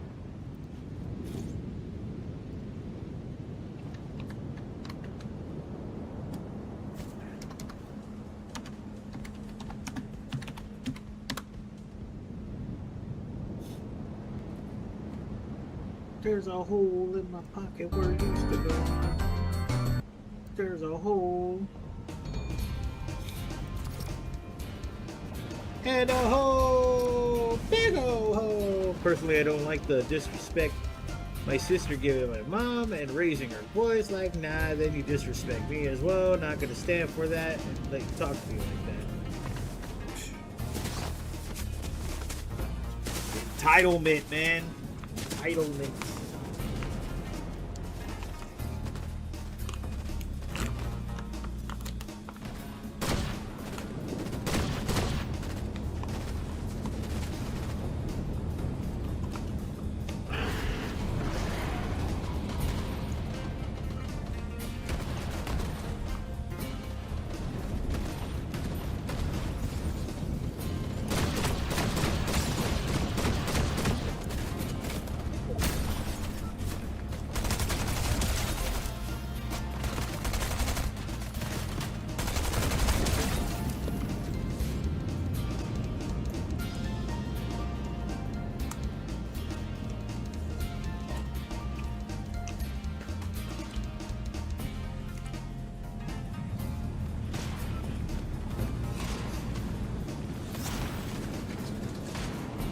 Yeah, Octo. It's called ray tracing.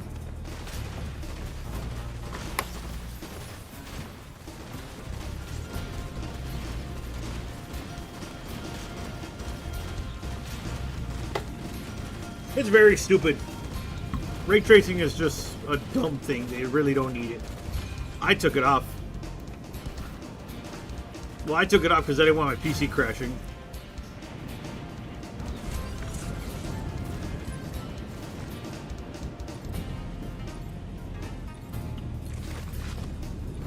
God damn, who the fuck is this? Oh, it's you. You always gotta follow me.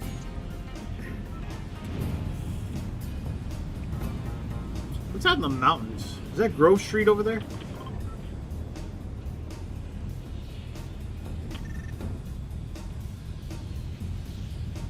Grove Street. That's not Grove Street anymore. Man, nothing is big around here. These POIs are very small. I kind of like that though. Kinda. I say kinda because it looks like it doesn't have a lot of loot.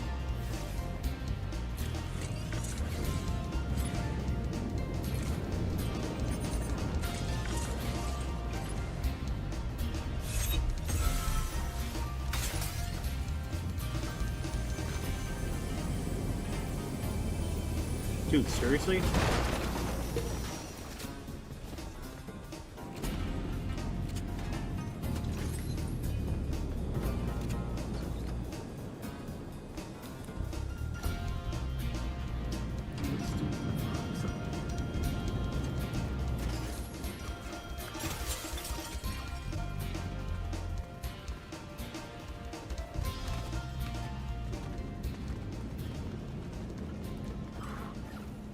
What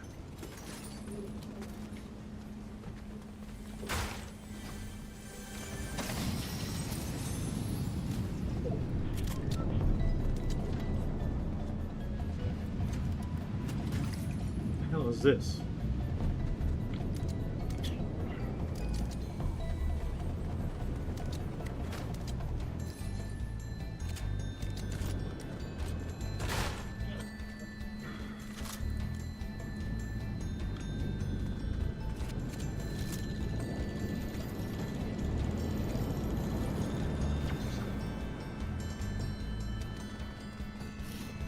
There's a hole in my heart where you used to go. There's a hole and a hole and a hole. Big ol' hole. Just testing it out.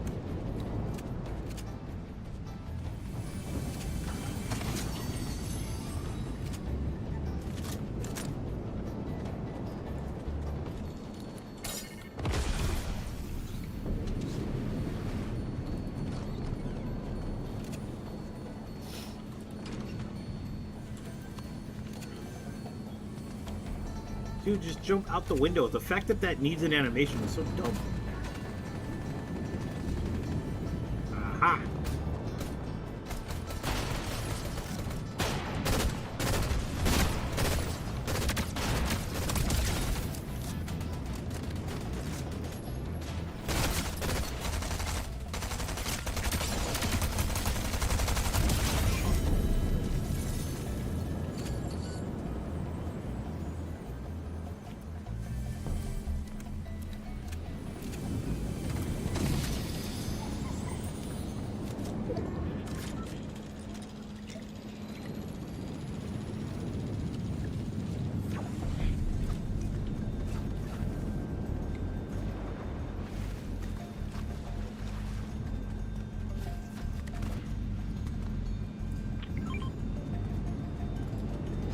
Is that a revolver? Oh.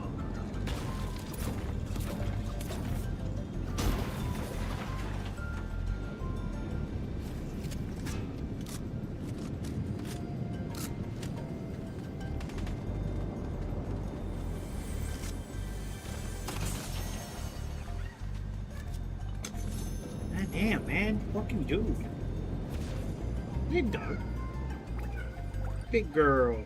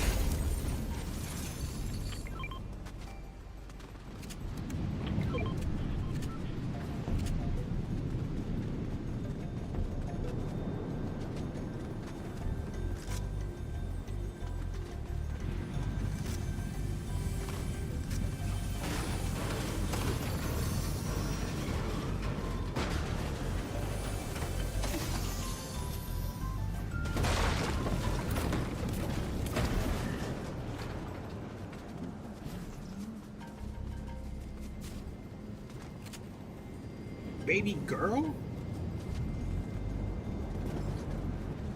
Oh, really needs to stop.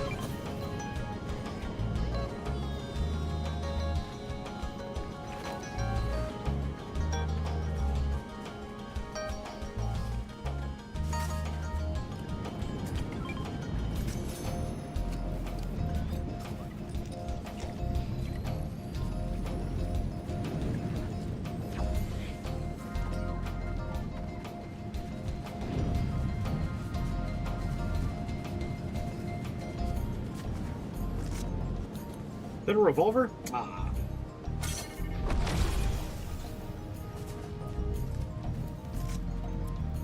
Who's having a revolver, man?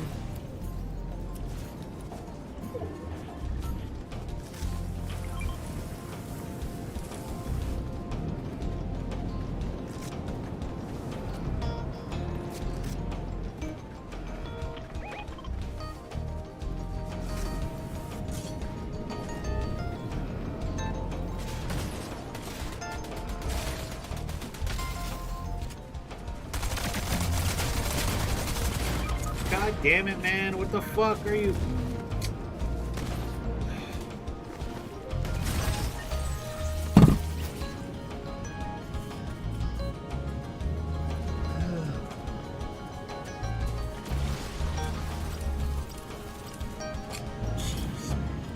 Never get anything done. Want to know what's crazy? When I came out my room approaching her room door, because hers is right next to mine, she came out and had the guts to tell me, saying, I won't do anything like you really, like I won't do anything like I really want to test that. I have a mindset as well. You tell me I won't do it, I won't do it. Yeah, I mean,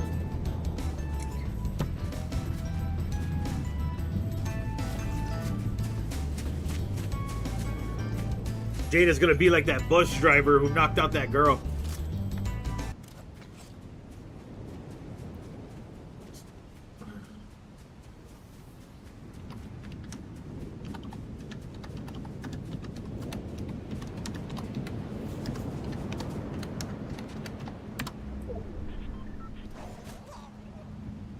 Oh, right here, this guy.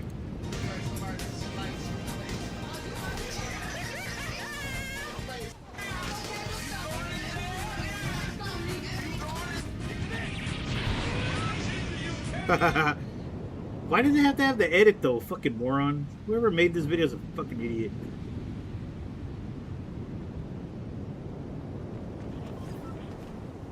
There you go. Like, really, dude, ain't nobody wants to see your fucking dumbass face. 200 days since our last... Shut up. There's a new video going viral, and it features a Cleveland bus driver punching. This is Jada. Oh! Oh my god. So let me start off by saying... Jada. There's gonna be Jada in like a couple minutes.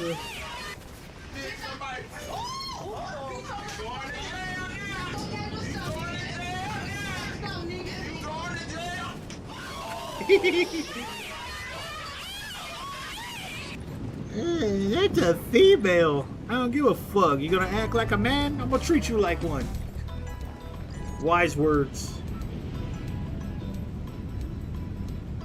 The Dashy version? No. Send it. Yeah, you pick Octo. Anywhere I go with you, I end up dying anyways. Yeah, but I've been out of the loop, so... Fuck this game. Stupid.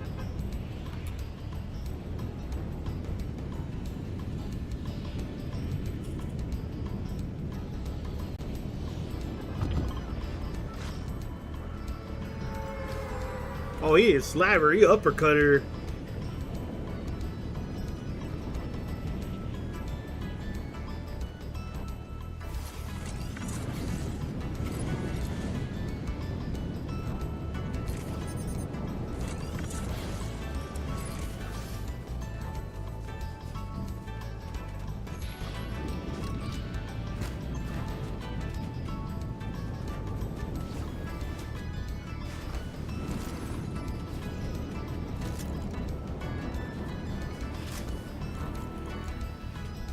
You don't talk like a man, I'm gonna treat you like one.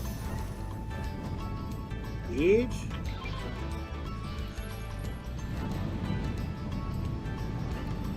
Whatever, I'll take it. Yeah, even here.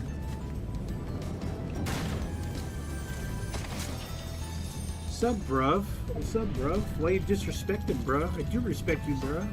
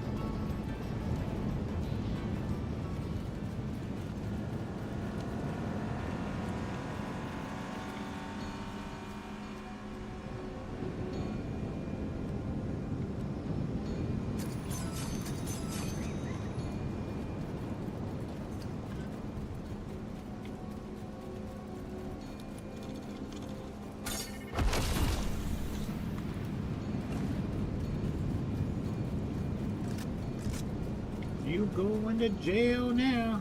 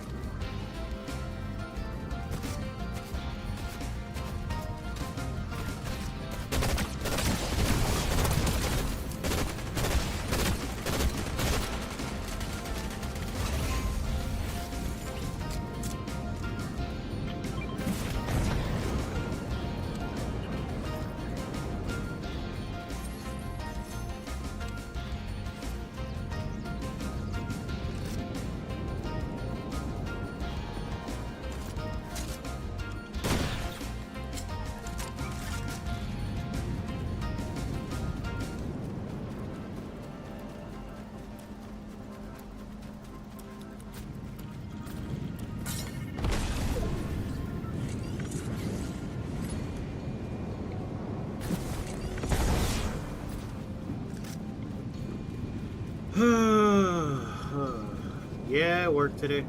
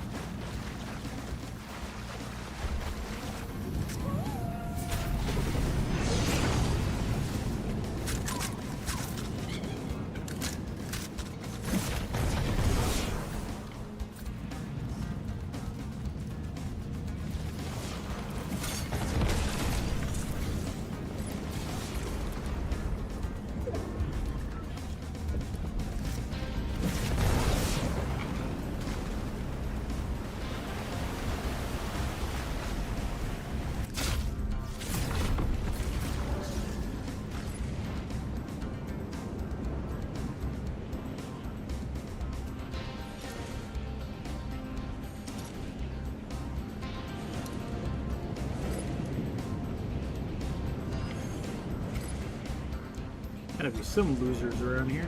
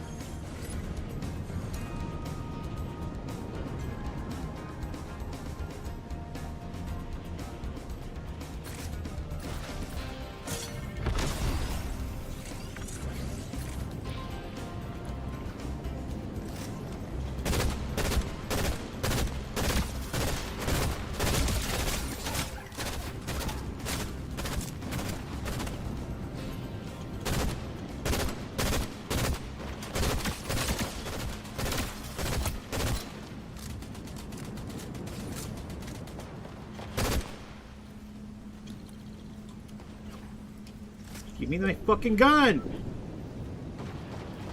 God damn it.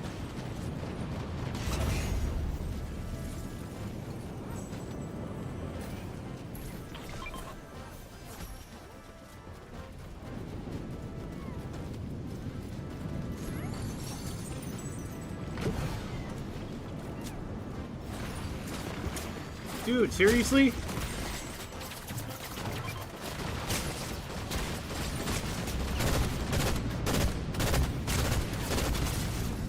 You gotta be fucking kidding me.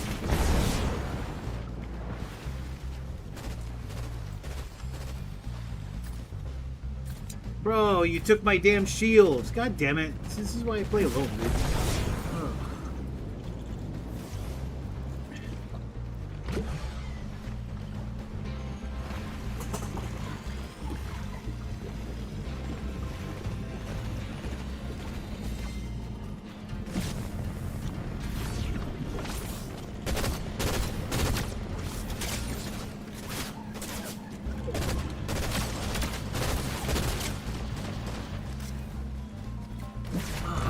Was my loot.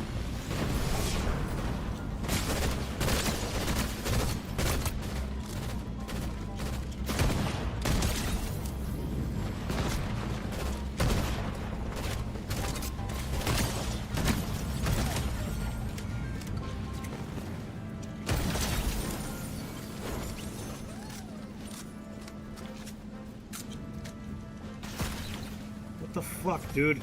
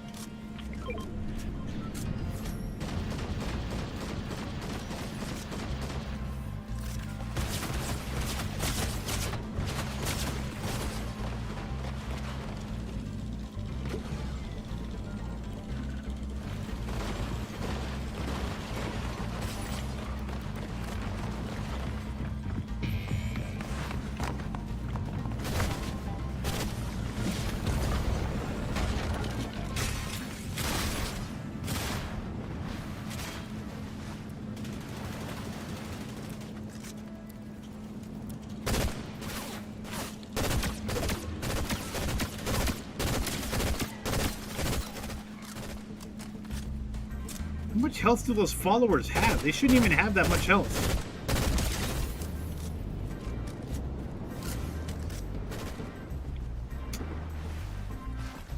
God damn it, bro, man. I had fucking stuff, dude, and I just lost it all because of this motherfucker.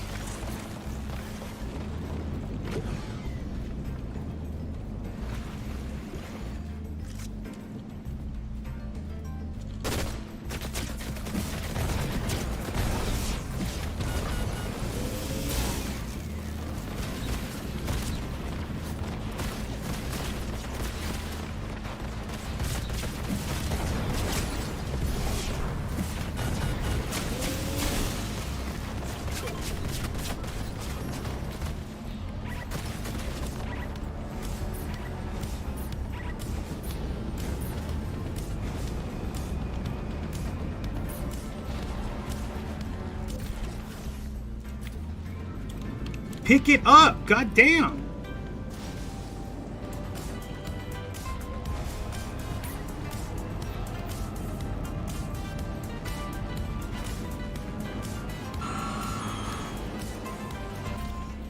God, whoever invented the physics in this game is a damn dumbass. Replace him with AI already.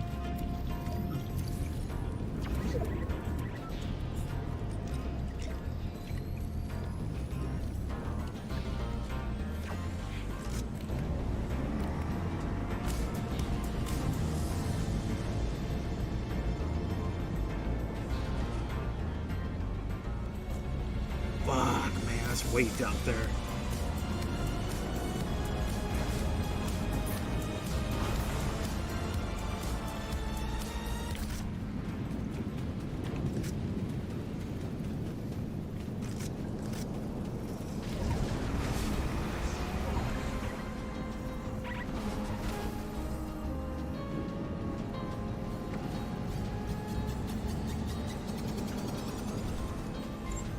Whose stupid ass music is playing?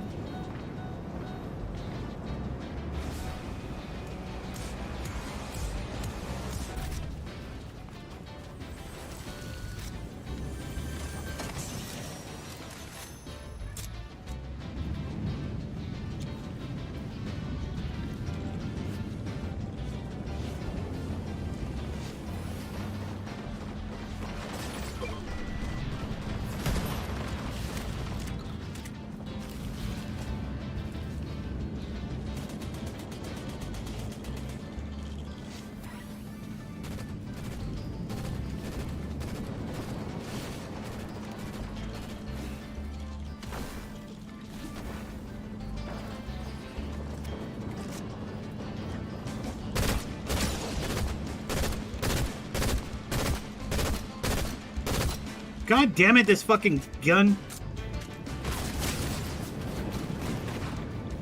Should have just shut the fuck up. That's what I should have done.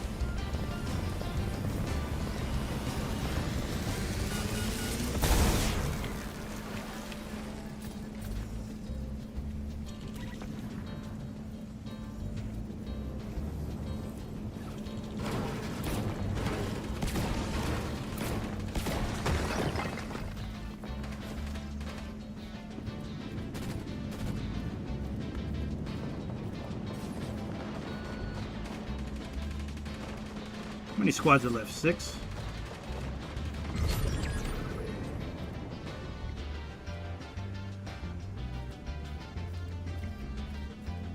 Oh, there's 4. That means it's just me and them.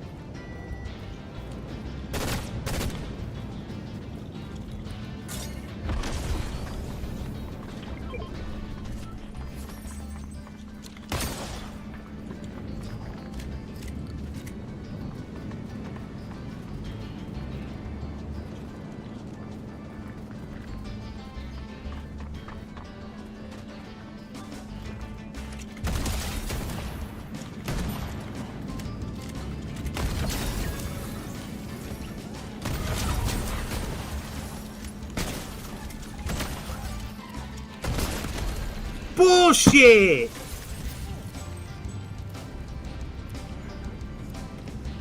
Oh, with the Chaos Legendary bullshit. Whatever.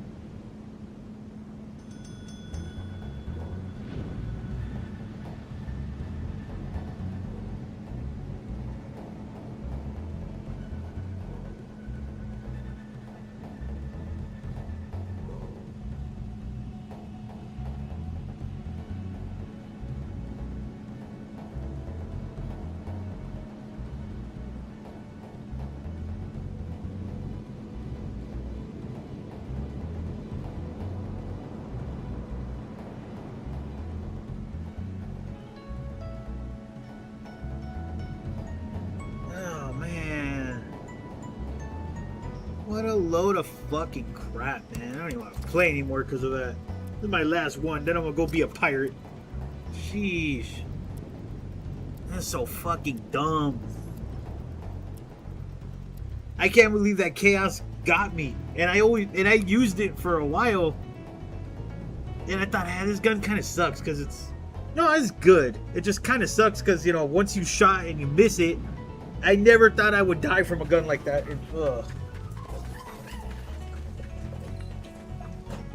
Son of a bitch. It was a good game, though, I guess.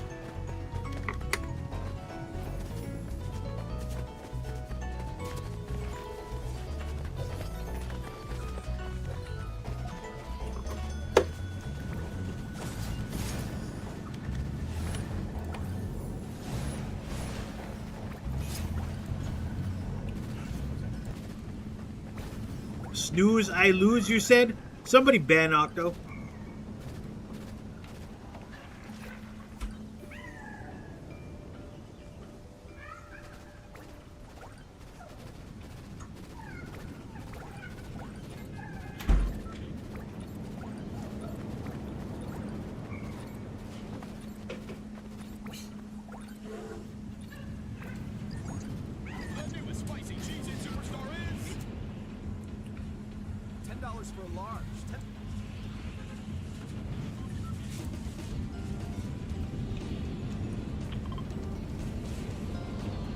Cartman Land?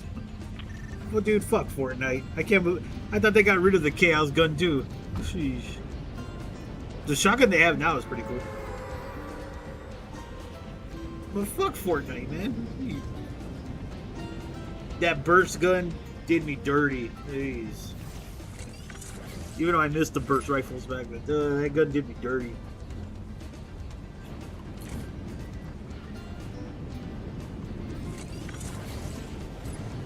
I'm glad they kept the carnival. Hopefully the jacuzzi they had here was good. It's still here.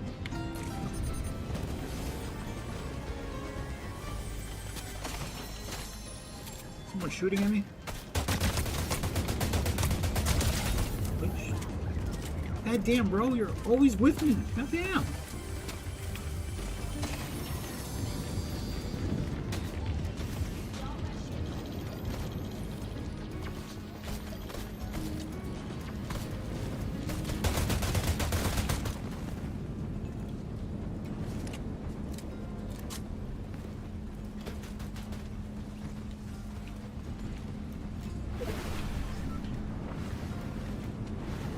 Can you climb up the fucking ledge? God damn, dude. It sucks.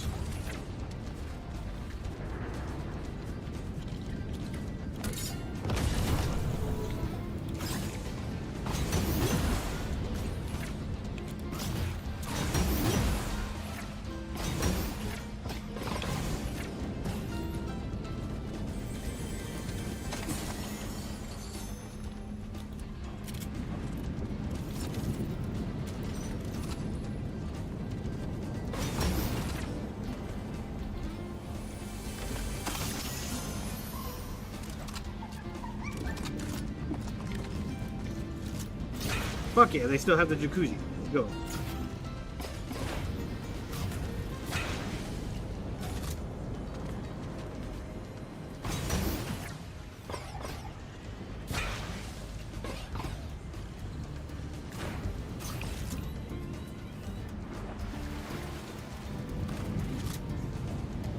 Bon voyage. Snooze, I lose. Get this guy out of here. He's banned.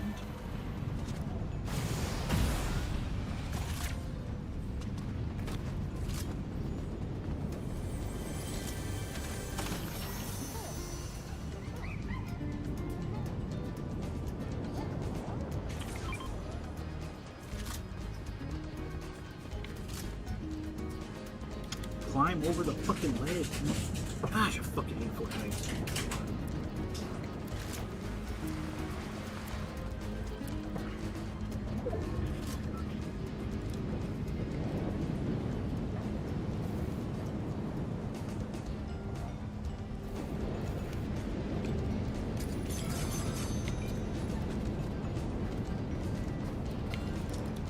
Look at that. Like, how stupid. This game is so stupid.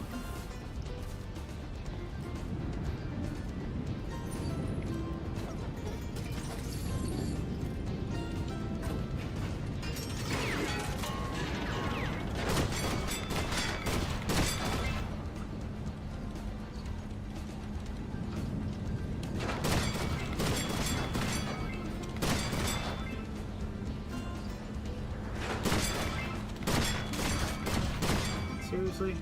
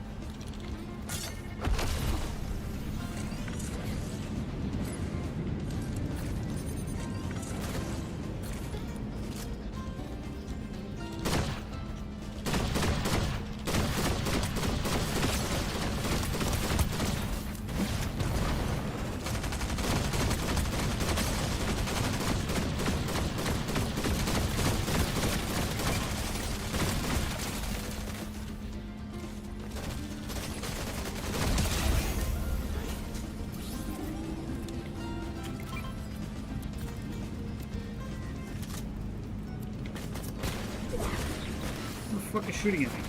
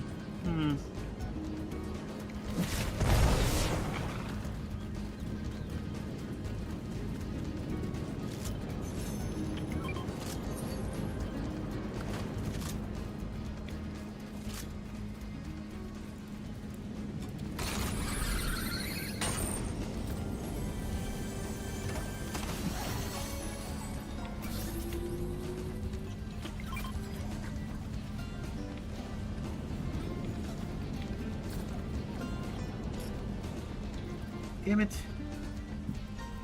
I hate this part of the map. I don't know where to go. Dude, come out of my...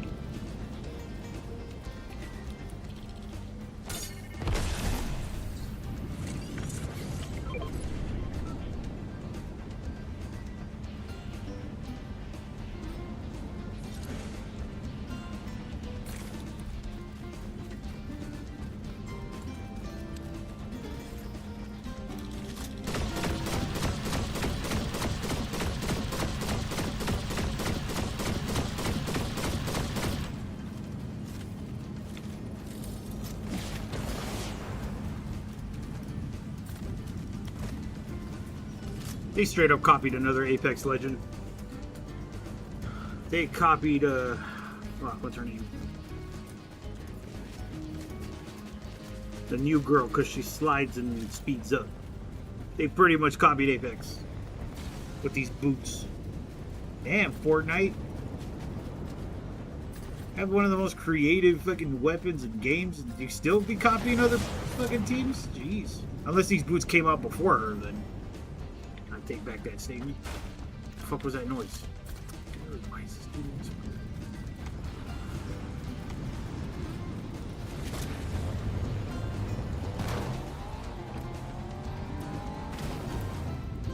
A lamp pole. Oh fuck.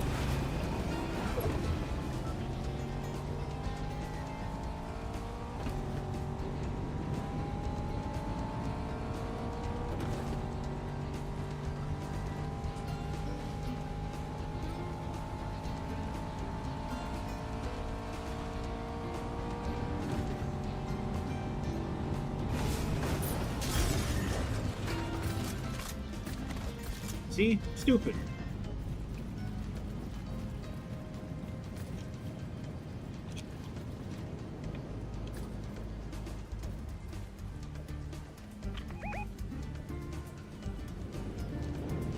The Tesla, here it comes.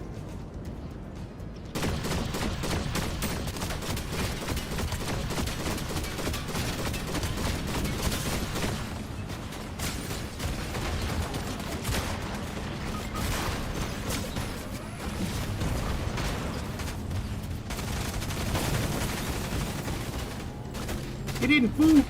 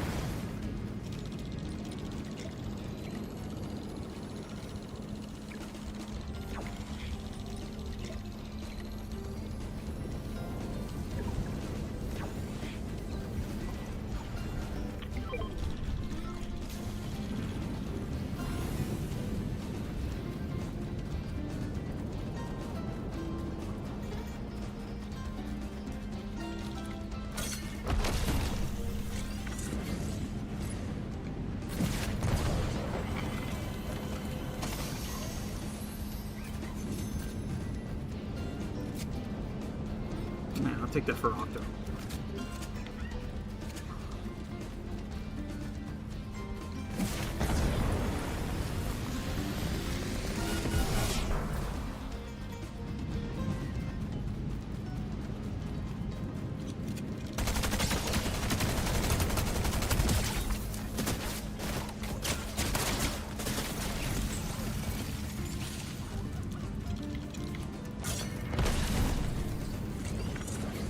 Oh shit!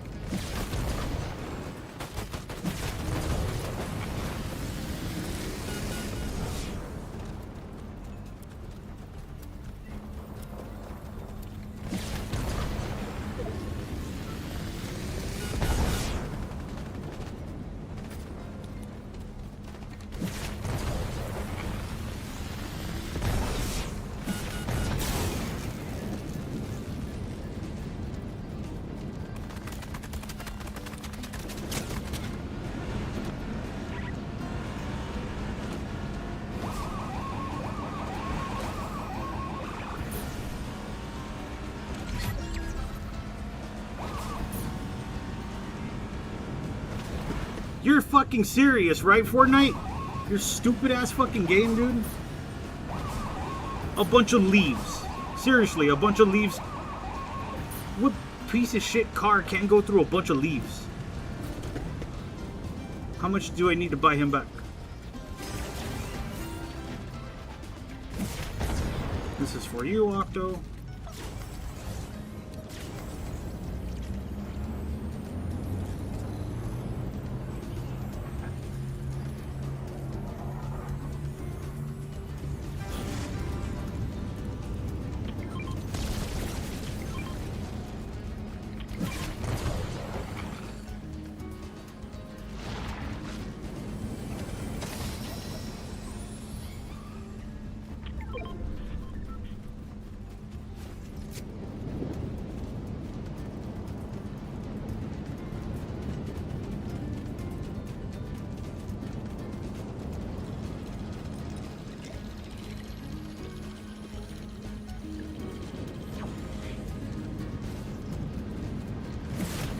Oh, there's some stuff over here. Yeah, you take it. Find out what I have.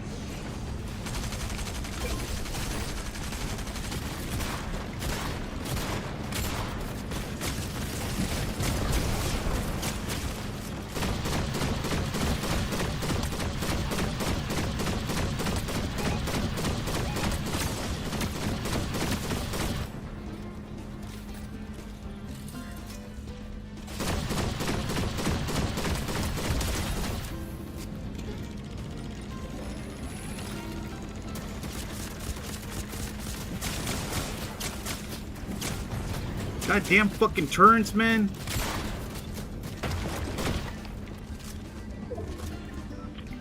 No, never mind. Come on, let's go. Fuck this. He ain't gonna pick up his friend fast enough.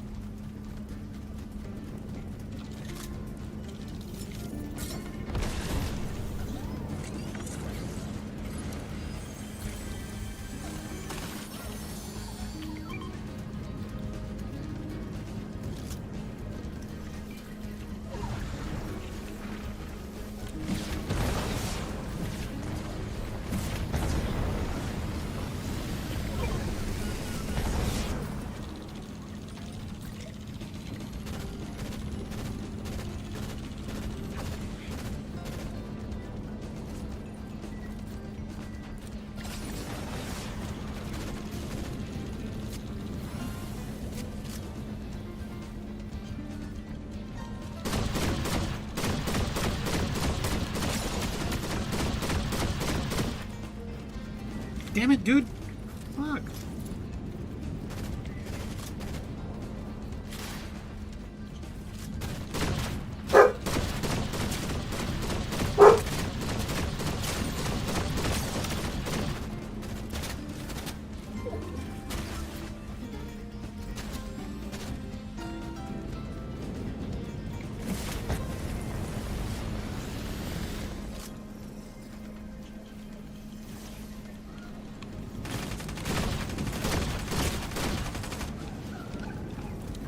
At least we get loot on our side.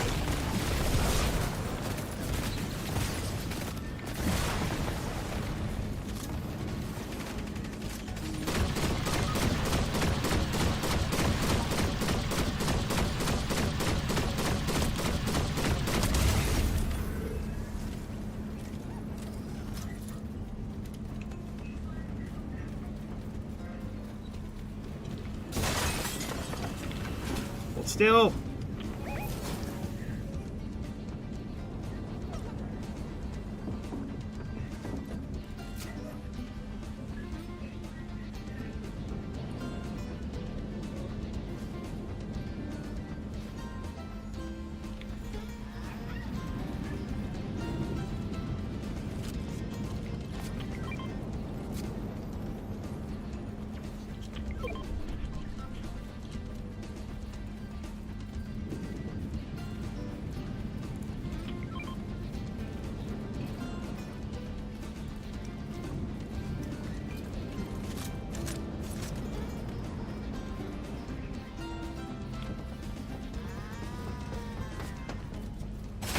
Whoa!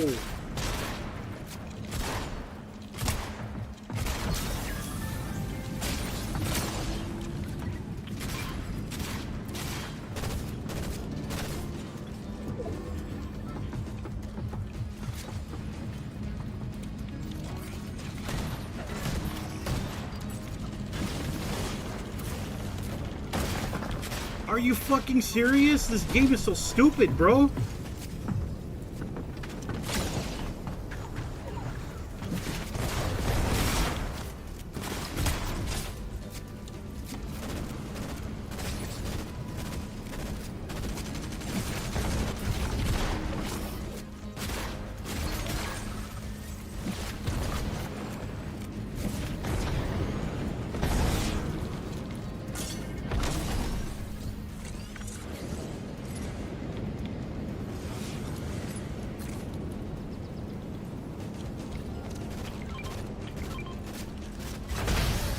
Jeez. I tried to break out of a wall and there was a huge ass cinder block there. Like, what the hell? Fortnite logic, man. It's a fucking stupid ass game. No wonder kids are idiots these days.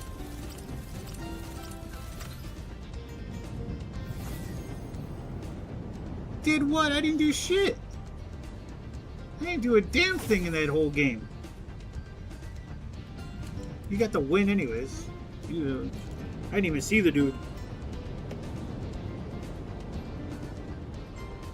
First win of the season. Alright, Octo.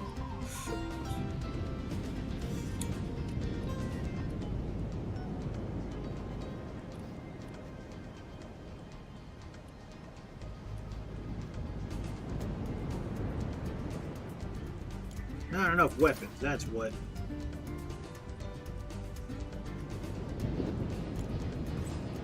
Not enough weapons, your game is stupid. That's what I think of your stupid game. Stupid.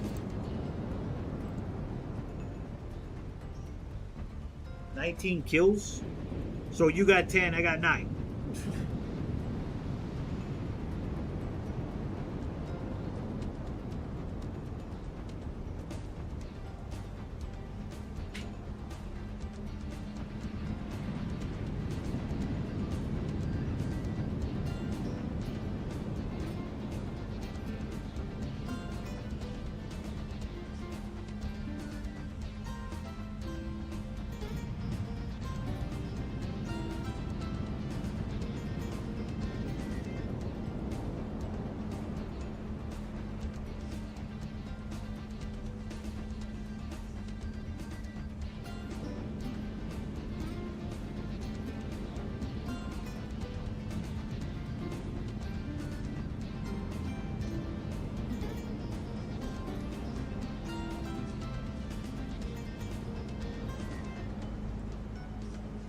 Oh man, I only get one day off too. This game is stupid. This place is stupid.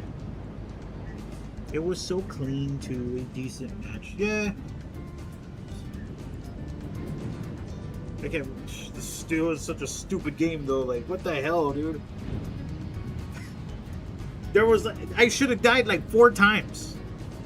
The first one when we shot at the Tesla, and then when I ran into the team behind us when running away from the Tesla. And then that dude who slid right in front of me shooting at me should have killed me. And the guy at the turret should have killed me too. And right there, when I picked your ass up, I should have died right there as well. Because, oof. Jeez. Stupid. I could have. I should have. They're gonna do a documentary about me in Fortnite. Like, I shouldn't be alive. You ever see that show?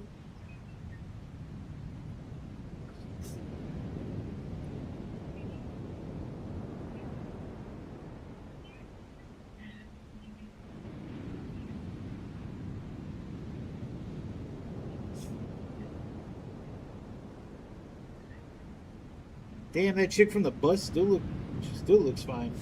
Oh, shit.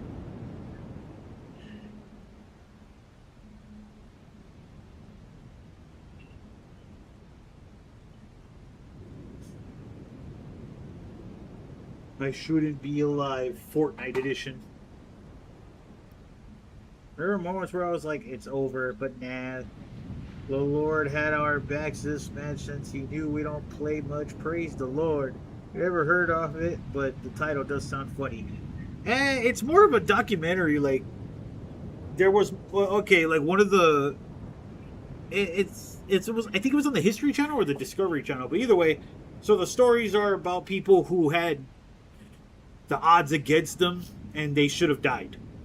One of the stories I remember is there was a hunter who was hunting for, I don't know what he was hunting for, but he got mauled by a bear. And the bear left him alive, even though it mauled him. It was so bad that he couldn't walk, so he had to use his rifle as a crutch. And he was lost. It was raining. This dude had the odds against him, and his only hope was he would use the rest of his bullets to start shooting in the air, because there's a thing that hunters do when they're lost. And they shoot they shoot in a weird way. It's like Morse code. It was raining. It was dark. Like, he could have he should have died. So it was a pretty interesting story. Maybe I can find it. I shouldn't be. Oh, here we go. I shouldn't be alive.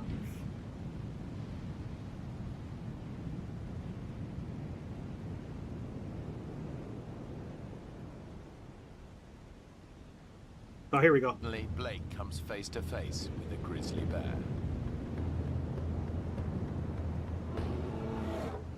A grizzly can tear your head off with one bite.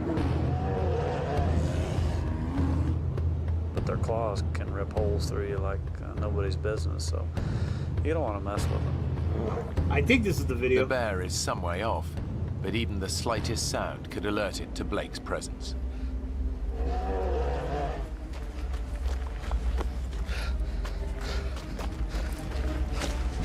I don't know if it's this story or I not. certainly sent the adrenaline through my body when I saw him. Blake daren't make a sound. The bear's too close. It was scary seeing him out there. He wasn't far enough away for my liking.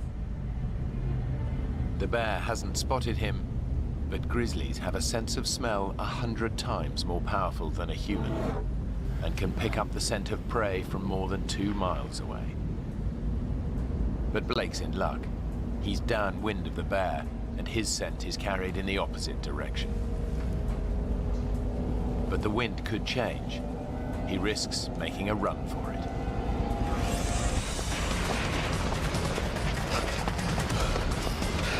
Game. Well, this isn't the video, but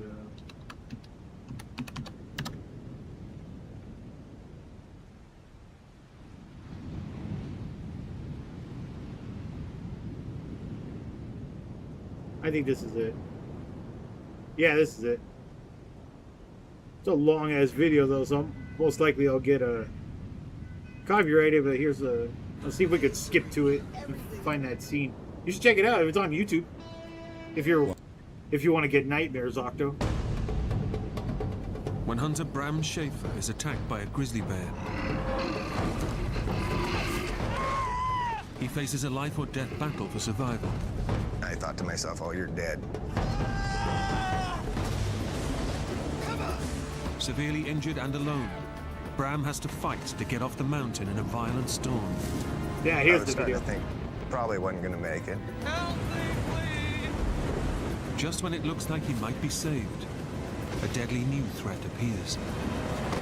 You could very easily be dead by morning. Bram, stay awake now, come on! Woo! I shouldn't be alive, Fortnite edition.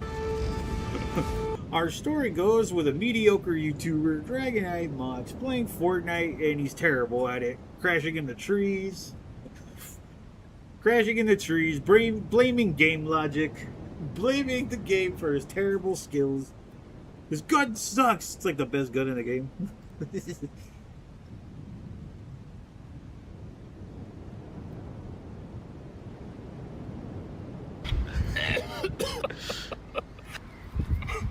I'm trying, what is it this time? I'm trying Krakus Golonkoba. What is this? Is this ham? It's pork knuckle. Pork knuckle. Oh.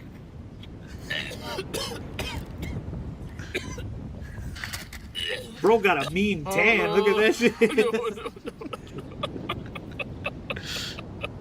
Oh my god, it's so swingy. Right, here goes. It's Krakus Golonkoba. Let's go pork knuckle. You know what? I could do that.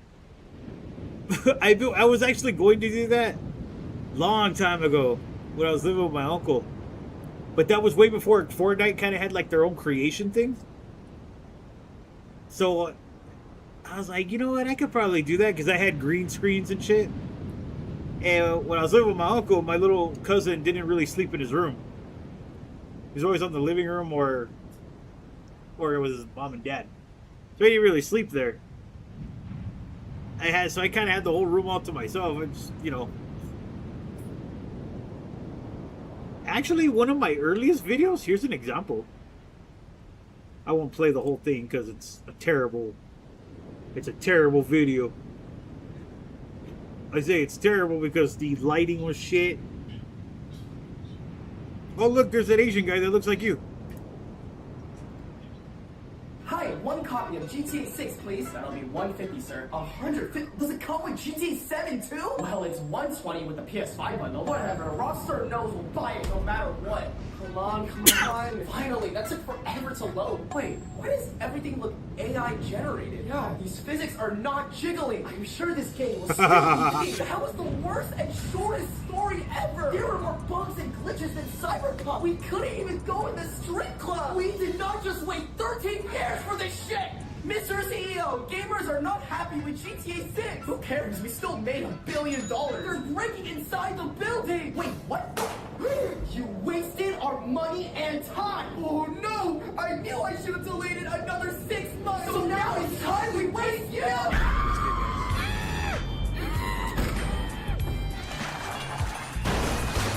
Hi, one copy of GTA 6, please. That'll be $150, sir. Jeez Louise.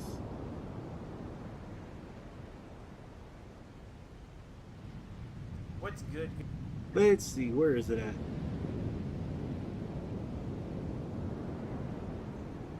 No, that's the no. I think it's the first one.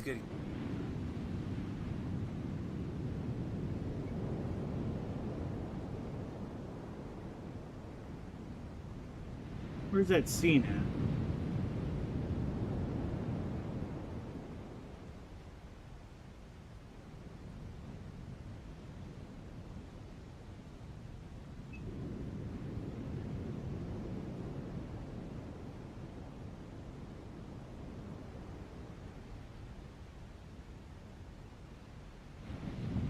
Is it this one? Hold up. Ooh, hold up. They deliver sandwiches? That was before DoorDash existed. That's how old this video is. Anyway, sorry about that. Baby girls. Yeah, look how terrible this gameplay is. I didn't even realize it was this short. Fuck. And I did this like the proper tutorial way with an encoder and everything. I was playing this on a really shitty laptop too. No. Alright. When I hear that shit, I am. See? There it is. It looks terrible, right? The lighting is terrible. The quality is shit. 1080p? I had it at 1080? Holy shit.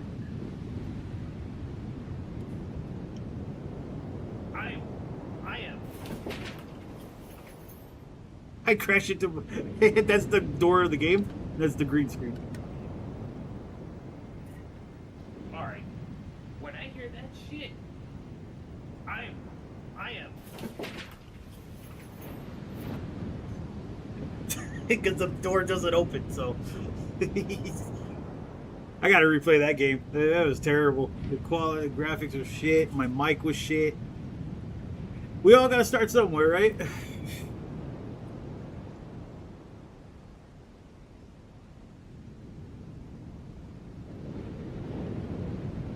Bro is acting like he's actually in the game. That was my whole shtick. That was really the whole shtick of the channel, where I was in that, because you know my character could be anywhere.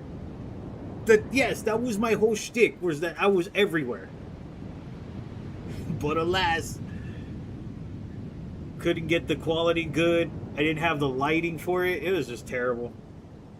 I had to improvise.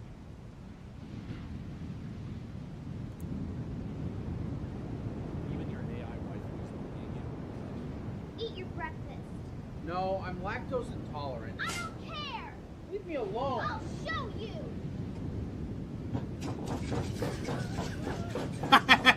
Okay, I gotta fight AI and do that. That looks like fun. So now they're programmed in domestic violence. That's cute. Even your AI waifu is bullying you. I'm gonna make one of those. That looks like fun. No, I'm lactose intolerant. I don't care! Leave me alone! I'll show you! Oh, I love AI, man. That's amazing. You got already. You know what? I'm gonna pay for Grok because I love Grok's AI. Grok got a good thing going on, so I want to see if I can make myself fighting a fucking character. I gotta make a 3D model. I was supposed to do it yesterday, but that pirate game was so much fun. Oh, I love that pirate game. So your back just locked up out of nowhere? Yeah, man, yesterday I turned 40, and this morning I wake up, bend over to tie my shoes, and bam! I'm stuck in the half-mast position, screaming in pain. Man, that really sucks. But speaking of screaming in pain, you know we have to carry you all the way downstairs, right? I know. You live on the 3rd floor. I know. You want me to give you some pain medication to take the edge off? Nah, man. I could do it. Is he gonna be okay? Yeah. He'll probably pass out from the pain halfway down. That's me. It's like, nah, I could take that shit. I see that Sonic song. Is that a banana? Or a banana? Either way, it's very appealing. This is Psychrift, a physics-based supernatural indie horror game set in a research lab consumed by an entity from another dimension. At first glance, you may think that this IKEA fever dream is AI generated, but if you look closely, you'll notice that it's just creative use of individual 3D models, using the Godot game engine. You can't really trust anything you see in this game. It's a living nightmare, where up is down, and everything can change in an instant.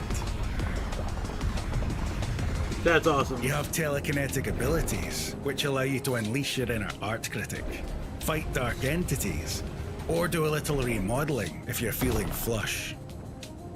Let that sink in. You can even take a little time out to have a game of pool.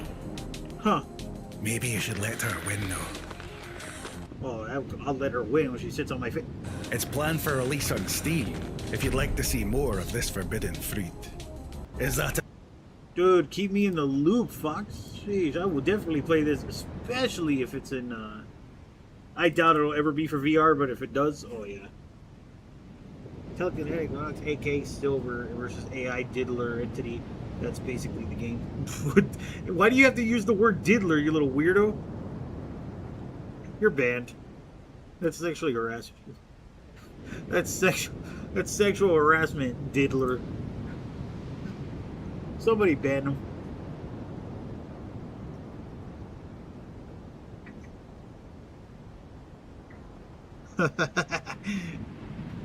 Dude, I would play it in VR.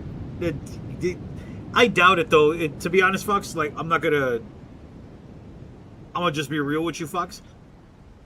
The chances of a game that good coming to VR is very low. It's very low because graphics do not look good like that in VR. Like, you can't really do it. There's some VR games that just do not look good when it comes to that. I don't know. I think the most realistic looking VR game by default would most likely be the Resident Evil games. And they don't look that good. I'm not making excuses. I will play it. I'm not easily scared by games like that. But it's just fuck. It's disappointing if it doesn't become to VR.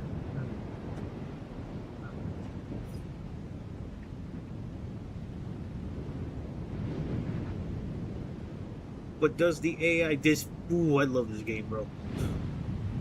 Can't wait to start driving my boat. I already got it. I just need to get my crew back. What is it called? Psych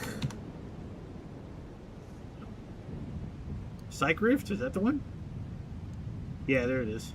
With baby girl. Add to the wish list. That banana though, ugh, I hate bananas. Axel, that's her name.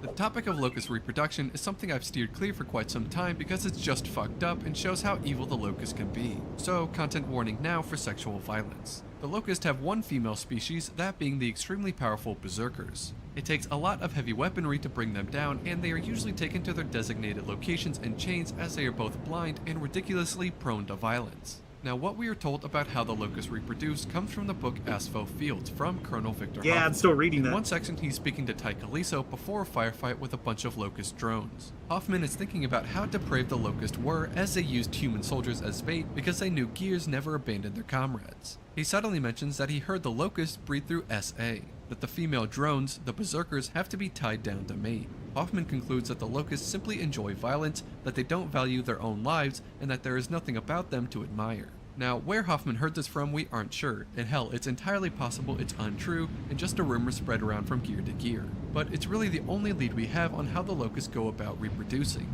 So, berserkers were created first, specifically the matriarch, and drones were born afterwards through inhumane ways. The topic of locust reproduction...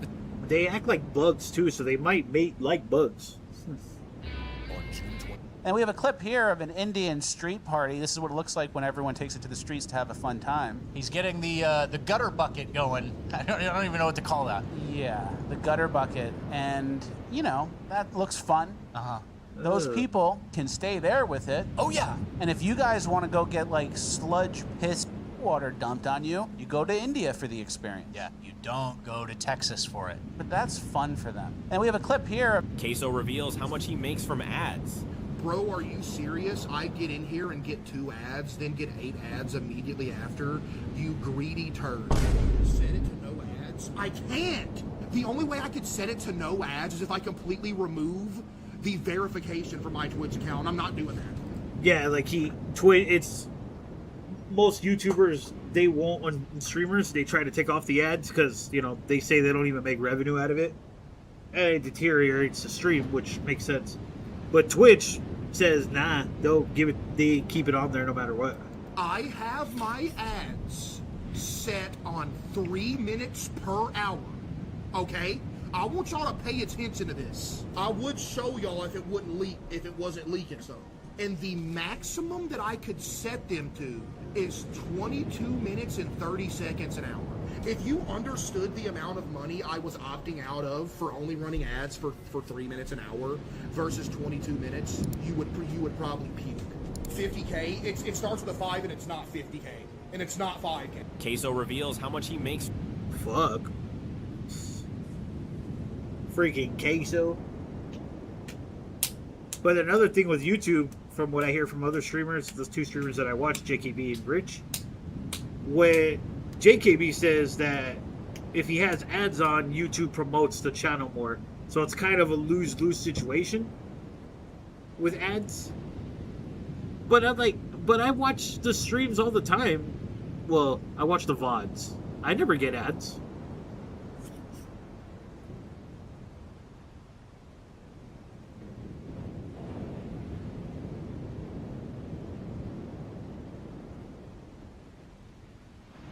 Silver's a little bitch. I hate Silver.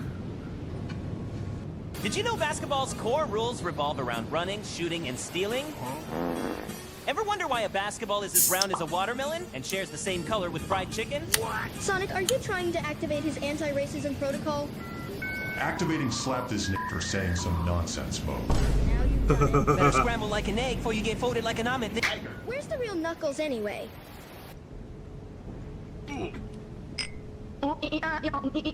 Hey, that's...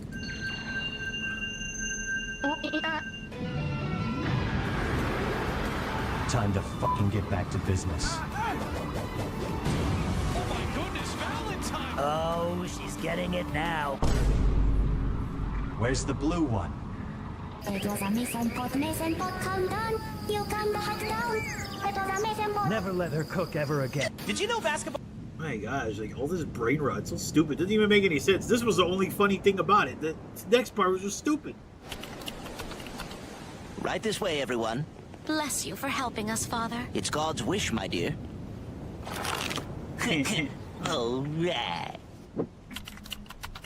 Ah! No! Ow! Ah! Wait a minute, who are you? I'm your other son, Macabre, here for my cigar burn, good sir.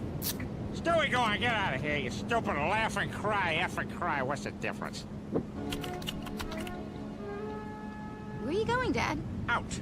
Now that I'm living as a woman, I can say whatever I want to men and they can't hit me. Oh, hey, Peter. Sully could have made it to an airport. You shut your mouth. That man is a hero. Woman. Well, it's definitely true that I respect the boundaries of women. Oh, hey, Sherry. Just get in the fireplace. I'll spit down the chimney. What? Yeah, all right. And I lassoed his neck so he can map. Now give me back my hat, you son of a bitch. Good job, fellas. You really showed me something.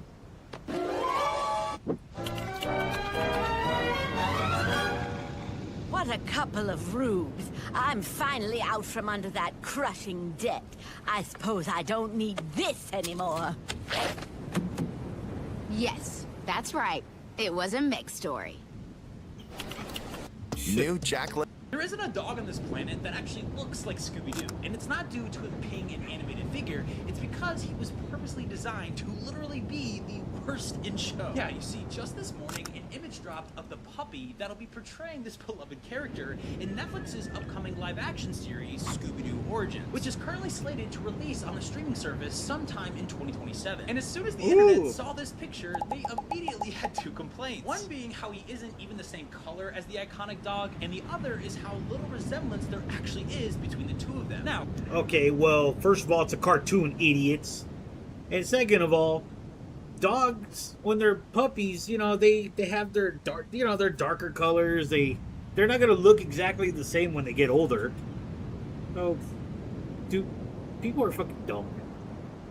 in order to solve that first issue, let me use my own pup here as an example. This is Otis as a little guy, and now how he looks as a very big boy. Yeah, it's more than likely that this Scooby was gotten from an established breeder, so the filmmakers know exactly how his color will change as he grows up with this series, so just give it some time. But now, let's look at his features and how little they actually resemble the original, because it would be so easy to say that this is animated and this is live action, and that's why they're different. However, though, that would be lazy and technically incorrect. Yeah, you see, when creating the character, Iwao Takamoto actually spoke with breeders of show dogs and learned exactly how a prize-winning Great Dane was supposed to look and act. But because of the context of the show that he was a part of, he took that information and completely went in the opposite direction by giving this cowardly dog a curved back, bowed legs, a receded jaw, large feet, and going against my point from earlier, the color was even purposely incorrect. So yeah, unless you're wanting a fully CGI version like we got back in the early 2000s, this which was a good Scooby-Doo movie, is gonna be, especially as a puppy. And since I'm obviously a huge dog lover, I honestly cannot wait for this show, man. So now that Carmelo Anthony was convicted of the murder that literally everybody with an above room temperature IQ knows that he committed, there are a bunch of people who are switching tracks saying that this wasn't a fair trial because he didn't have a jury of his own peers. They're saying this because the jury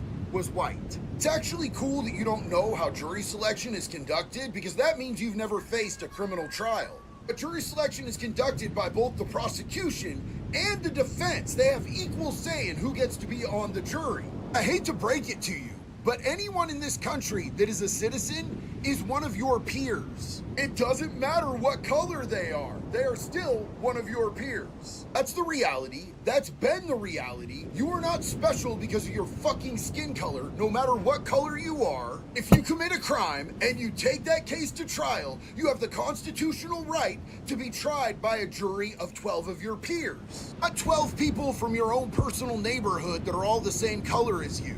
You can get mad about it on social media all that you want, but it's not going to change a single thing. I hope that helps. And this is the shit they don't teach you in school. Do you wonder why? School schmool.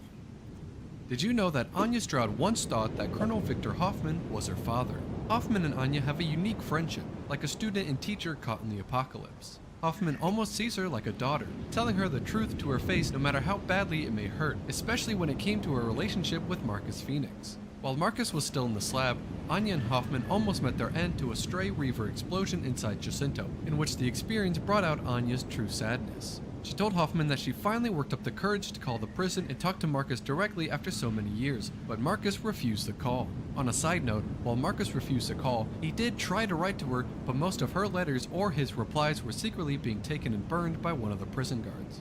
Anyhow, this news led Hoffman to feel like a father whose daughter had been wronged and wished he could drive over and punch Marcus right in the face. Hoffman knew Marcus was cold, but hurting Anya was another level.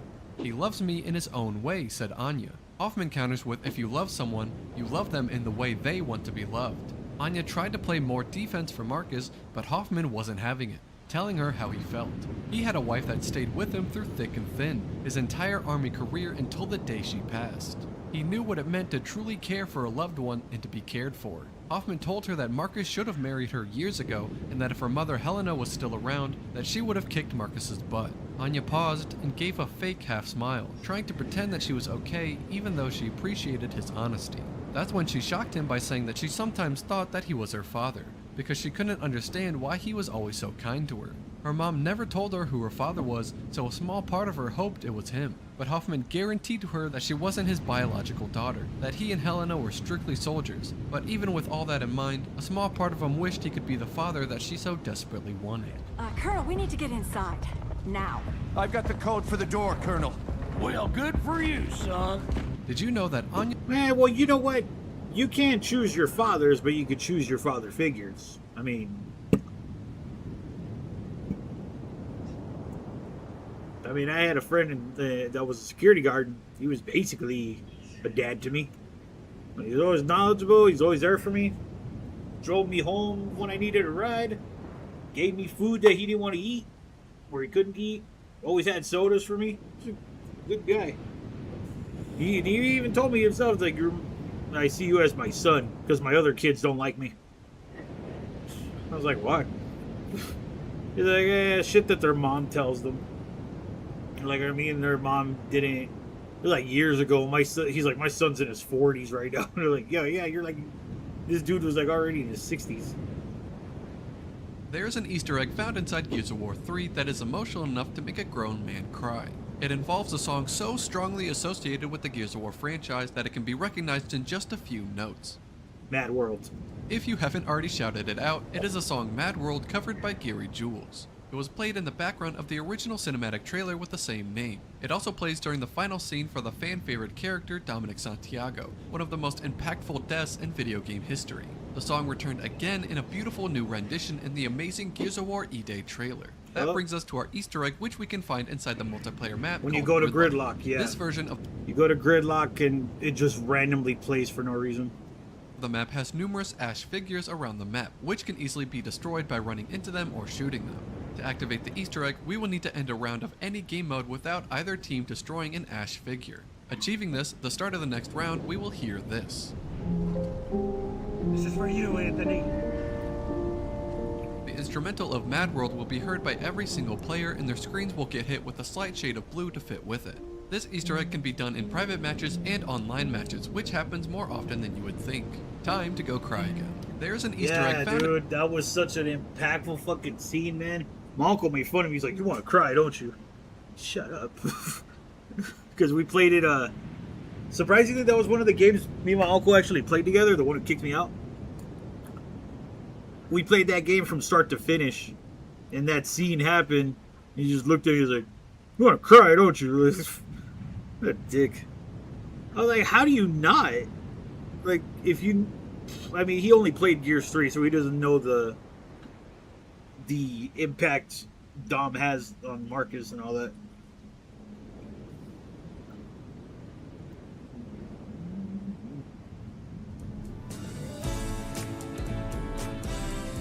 God damn it, Fox, get over it. Go suck Silver. Go have a three-way with Silver and Sands and don't tell us about it. Shut up. Marketers are drowning in the chaos of data signals. Discover the clarity to succeed with Bro, get over it. Why must you resist? Your rebelling used to make me sad. I had planned on building a dynasty with you and your mother, uniting the bloodlines at last. You still have so much power, so much potential. It would be such a waste when I... What are you smiling at? Oh, nothing. Enerjack! I'm not through with you!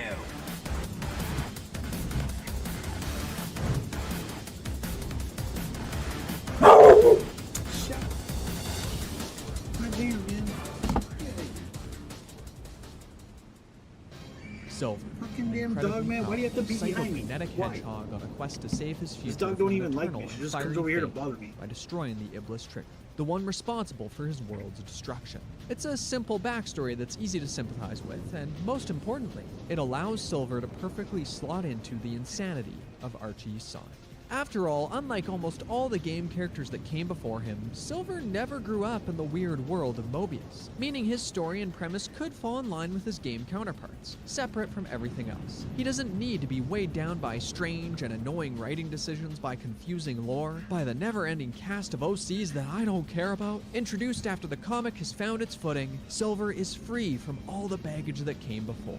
Or at least, that's what he thinks. Because instead of needing to defeat the Iblis trigger, he needs to stop a traitor among the freedom fighters. Instead of fighting alongside a trusted companion, Silver is unknowingly mentored by an immortal supervillain. And instead of living in a world of fire and monsters, Silver's world is silent. A fallen Angel Island instantly and powerfully depicting how ruined it truly is. Angel The Island had a mountains, city? The sky, everything's wrong. So as Silver sits among the rubble, he contemplates whether or not he can maybe just convince this traitor to stop. Maybe he can appeal to their good side, to their humanity. No. And so here we've reached the heart of Archie Silver's character. Because Silver doesn't want to learn about Mobius, and he doesn't think he needs to know about it in order to save it. All he needs is a small lead or even just a hunch in order to justify stoically going to the past and enacting justice. To save the world and become the hero he wants to be.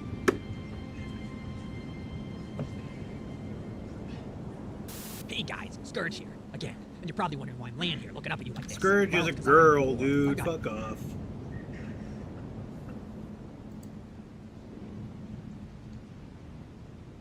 When Silver is first introduced in the comic, he's a no-nonsense guy, hyper-focused on finding the one he believes ruined his world, Sonic the Hedgehog. After all, if the traitor was one of the original freedom fighters, who else would be powerful enough to destroy the team? And so Sonic must die. A pretty serious introduction, right?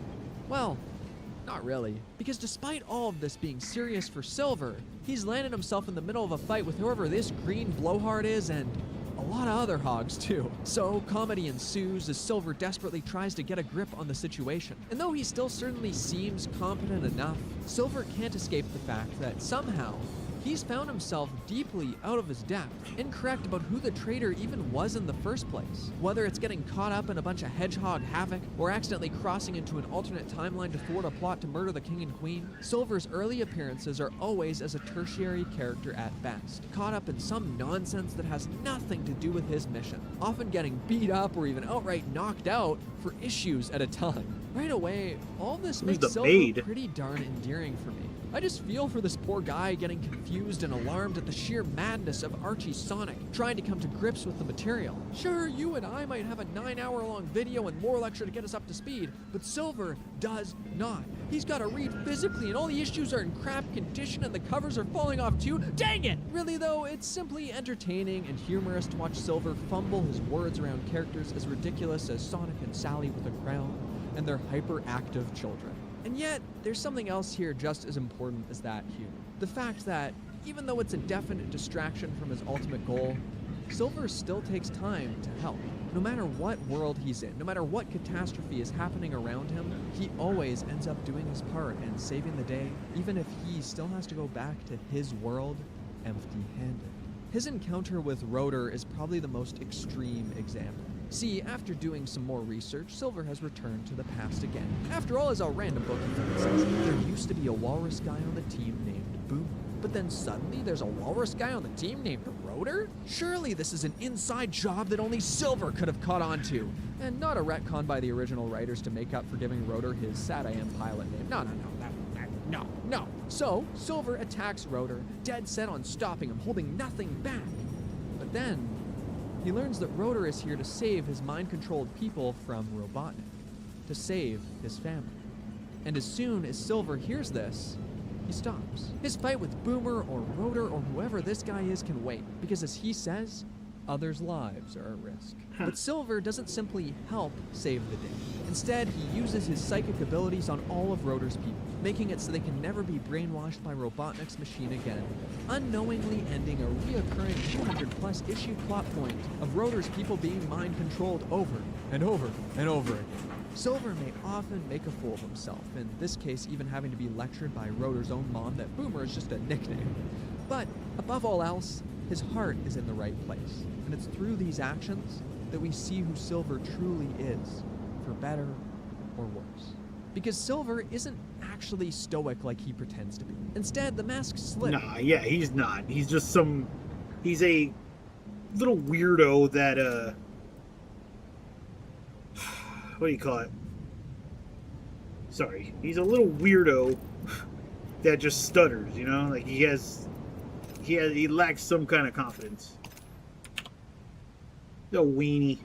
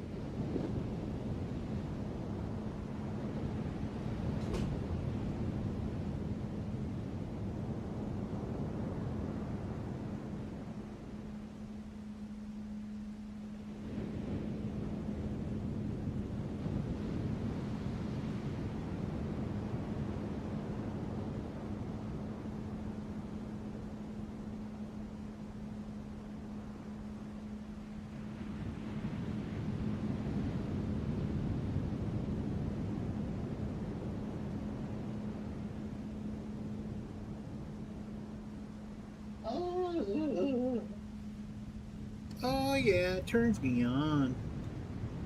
Quirked up white boy. More and more with each failure. It's just a face he puts on in his quest to save the world, born from his headstrong and even a little arrogant nature. This side of himself that tells him that he is the only one who can do this and that he needs to do it now. Silver, for someone with all the time in the world, acts like he's on a time limit, believing that if he has this incredible power, he should be able to use it to easily crush any evil that would do this to his world or anyone else's. And despite the great wisdom of those around him, he believes that his intuition must be great, as he continually takes this risk that, by going back to the past, he might alter the future even more. Basically, Silver is incredibly immature, his cockiness showing itself more and more with each passing story, even if his motives are still mostly pure. But that worldview will only get him so far, because Silver is about to face his biggest challenge yet, an opponent that will show him how dangerous this way of thinking truly is. Dangerous? And really freaking cool. Oh my god!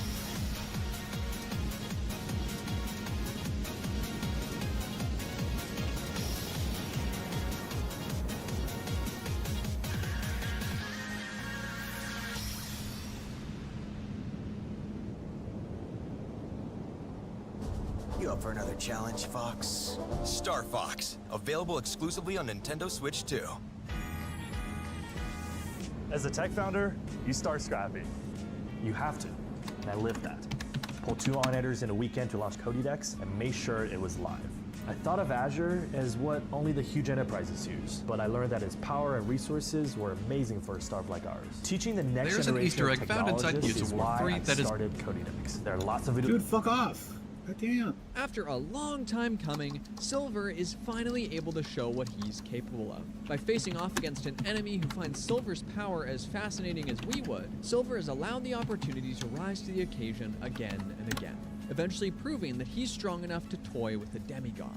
And the action here is great. I mean, just look at it. However, what really makes it special is the genuine amount of heart behind it. See, Silver has stepped into another world, another destroyed future. One where souls are ripped from people's bodies to create puppets meant to fight their loved ones for as long as their bored god says so. It's a world drowned in darkness, nearly as empty as Silver's. But where Silver has started to fear he'll never find the one responsible, the heroes of this world know exactly who's to blame. He's standing right there, toying with them, treating this world's end as a game. I adore Silver's expression here, his eyes and mouth contorted in pure disgust. I can feel where this power comes from, and I feel for Silver when he berates a freedom fighter who suggests that maybe they shouldn't even bring everyone back if this is the world they'll have to live in. Maybe it's too far gone. Maybe it would be better to let things end here. And because this worldview so clearly clashes with Silver's own, I more than feel the desperation that fuels each of his actions sold perfectly by the art, and the rage that consumes him as he watches innocent people lose their lives. It's excellent. However, while I was reading, one phrase lingered in the back of my mind. Ultimate power ultimately corrupts. A piece of wisdom given to Silver at the start of the story, and something that I frankly feared the answer to. Was this comic really going to try to tell me that Silver using anger to defeat someone this evil was morally wrong?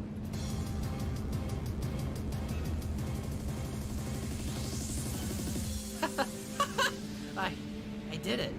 I went too far. Did I really think I could do this to the traitor? He was evil. As evil as they come, but oh man. The master warned me about letting my power go out of control.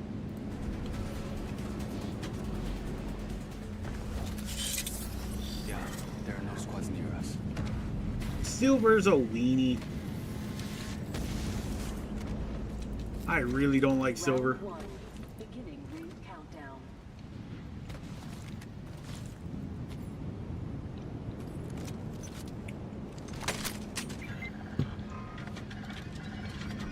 Okay, enhance my weapon. I really don't like Silver. Got that.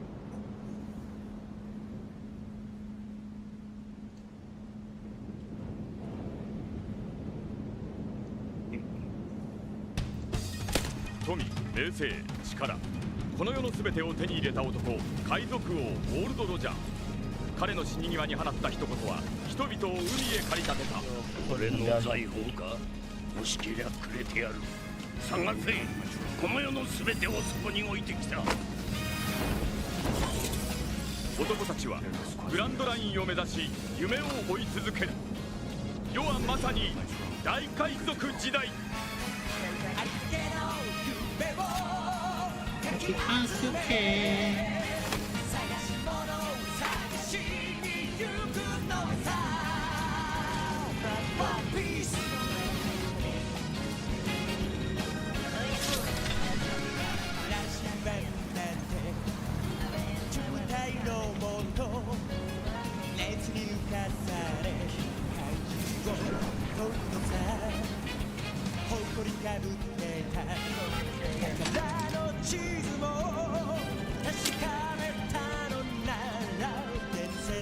点点吧，点点我们大师。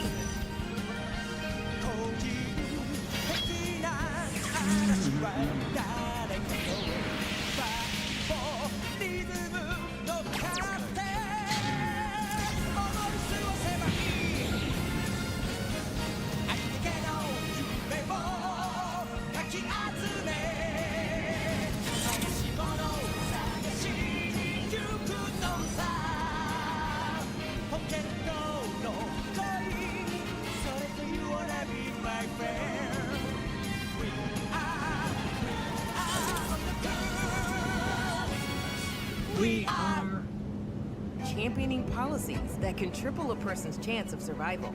We are the American Heart Association. American buttface.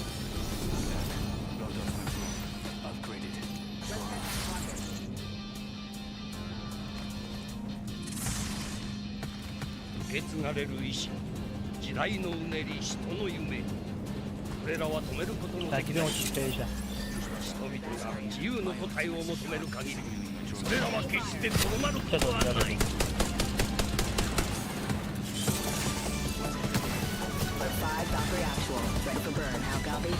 Main engine burn. This turn. Fox 3. Charging on my shield.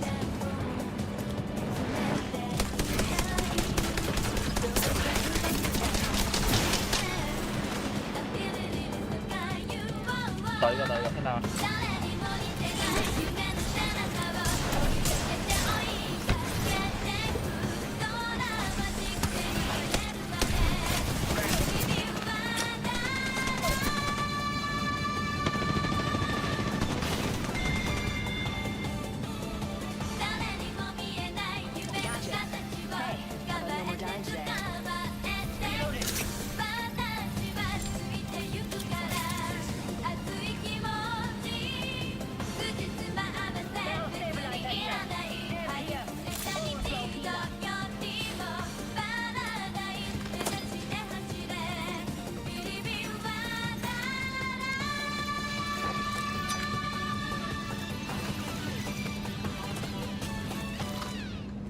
Crew's over there.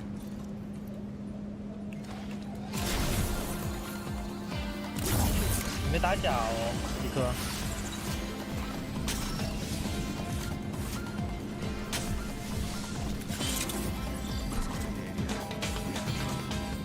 この海の果てにすげえ宝があるって知ってるか？それを手に入れたやつが海賊王になれるんだ。ワクワクしてえか？聞いたこともねえ冒険が待ってるって言うんだぜ。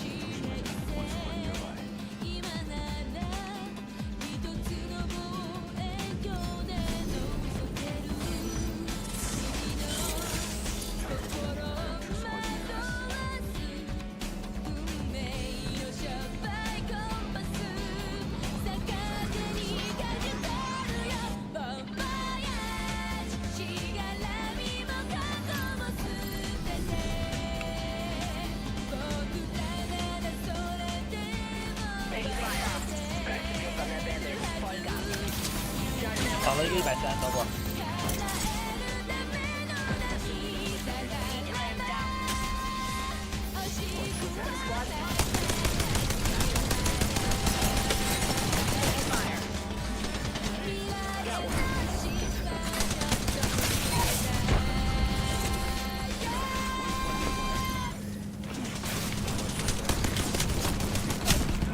Come on, motherfucker, what are you doing? Deep down, you've always had something special. You fucking idiot, man. We had that shit. But you backed off like a little bitch. To see how special you really are. Dude, can you suck my ass and fuck off?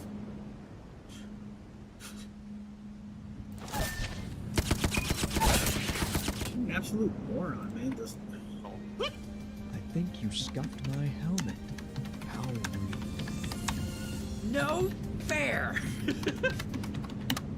So, yes, in a great twist, it turns out that Silver, even as most powerful, never stood a chance against ultimate power. And that's where the real lesson finally clicks. Because as Silver's seen time and time again, this power, it can't truly solve his problems. At least not in the way he thinks of it, as this means to crush his enemies with overwhelming force. And so, just like that, Silver has won. Having realized that if he isn't capable of winning through his own strength, he'll just use someone else's, as he turns that ultimate corrupting power back on its owner. For an arc that so perfectly displays the coolness of Silver's iconic powers, I think it's pretty bold to not end on a big, flashy attack, but on Silver playing catch, as all that pointed rage is transformed into peace and humility. With a little bit of sass thrown in too, of course. After all, as Silver says, two superpowered beings wailing on each other, I'm done with that tactic.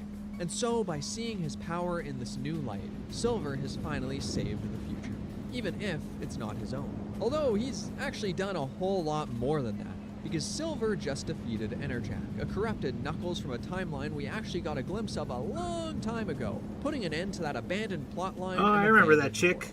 And those words of wisdom from his masters that helped guide Silver to his correct conclusions, well, they're from Mammoth Mogul and Edmund the Echidna, the latter being named after the first person who tried to stop Enerjack in Silver's own timeline. and the former being the one who drained Enerjak's power with the same weapons Silver uses now. Silver is unknowingly completing, continuing, and redeeming the legacy of 3 different characters by carrying on their teachings and wills. In particular, Mammoth Mogul stands out to me, this prideful, immortal monster who has finally outlived the world he wanted to conquer, only realizing how foolish he was after living among its ashes. The best he can do at this point is try and guide Silver, try and keep him from ending up like him, all-powerful and all alone, wishing that he could have used his strength to give to the world rather than take. When I see Mogul smile at the thought of dinner with his people, or the worry he feels for Silver going alone, it really puts things into perspective that this is what makes Silver's story so real. How he's able to connect with the past and the people on a scale he's entirely unaware of, guided by a newfound desire to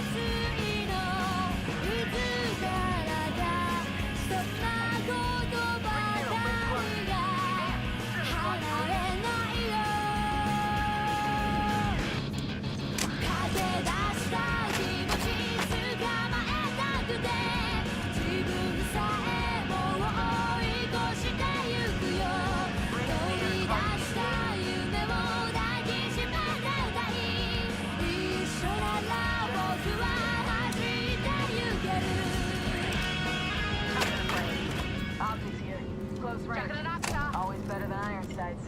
Ring's moving and we don't seem to be in it. Move. I'm recalling my drone.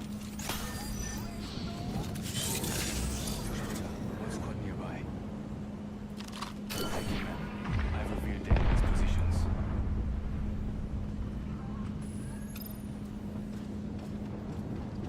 Breaking out of my drone. I'm good to go. One squad in the area. All right.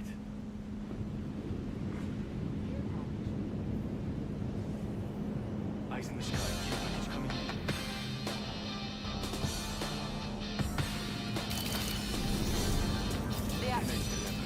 The next move is to upgrade.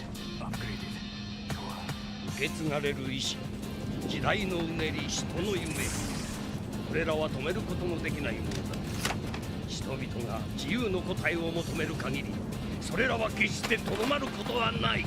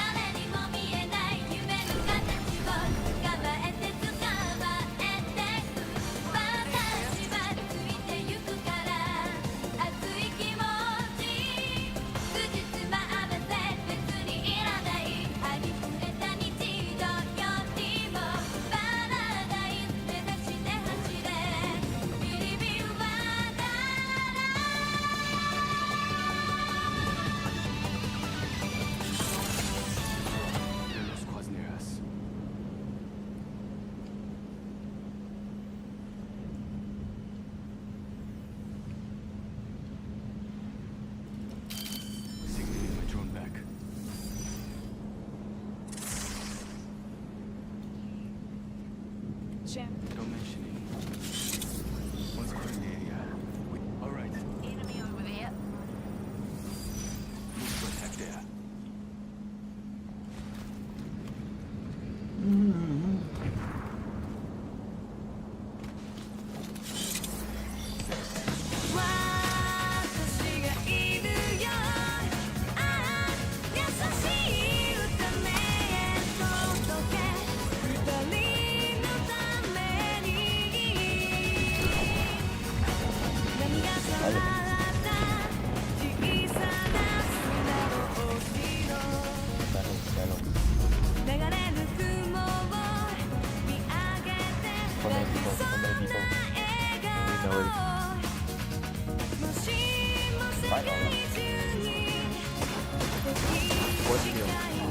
You decide.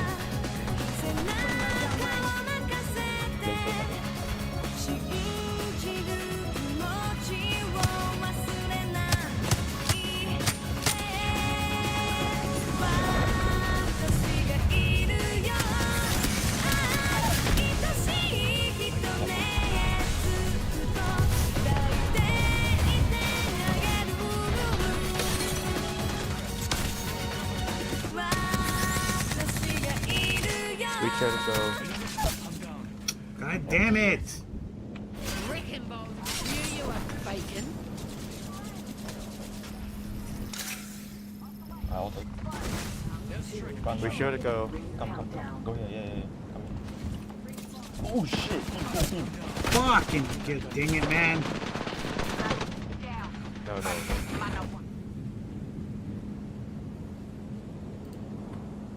finally learn more about himself and the world. Too many people. Spend a little less, sleep a little more. What makes Blue Bunny bunny tracks so delicious? Can't catch a fucking break in this game. Blue Bunny has been crafting quality treats. And it's this connection that leads to my favorite moment for Silver. See, Silver has found another lead on the train, but due to how many times he's gone to the past and the dangers that could pose, his master has grown frustrated. As such, if Silver's gonna go again, he needs to make a promise. He will stay in the past until he has truly found the traitor. And despite Silver's confidence leading to another incorrect assumption, the change in him is still undeniable. He's completely sincere, without a hint of aggression or that false stoicism that defined his early appearances. Now he just walks around Knothole, book in hand, casually asking Sonic for directions. This battle with Enderjack has clearly changed the way he handles this mission. However, no matter how good Silver's intentions are, no matter how much he really believes he's found the traitor, he's still making dangerous assumptions that affect others. Basically, he's still blinded by his duty by the way he plays the hero. So Silver leaves, rejected and embarrassed. And yet, it's here, in his lowest moment, that Silver shows how much he's grown. See, he's soon enlisted into the Secret Freedom Fighters, a group battling against the Kingdom of Acorn's tyrannical king from the shadows, with the promise that, in exchange for his services, he can finally receive the help he needs to find the traitor. And so, Silver is tasked with the most important mission of all, getting information out of the king's right-hand man, Jeffrey St. John, a 100%, no questions asked, self-proclaimed traitor to the Freedom Fighters. A character that is not only despised in-universe, but also by a good majority of the comics fan base. If there was any part of the comics past that I would have been happy to see discarded or destroyed, well, at many points, it was this guy, a character responsible for so many annoying storylines and loads of forced drama. However, after all Silver has been through... Not with Sally. We all love Sally.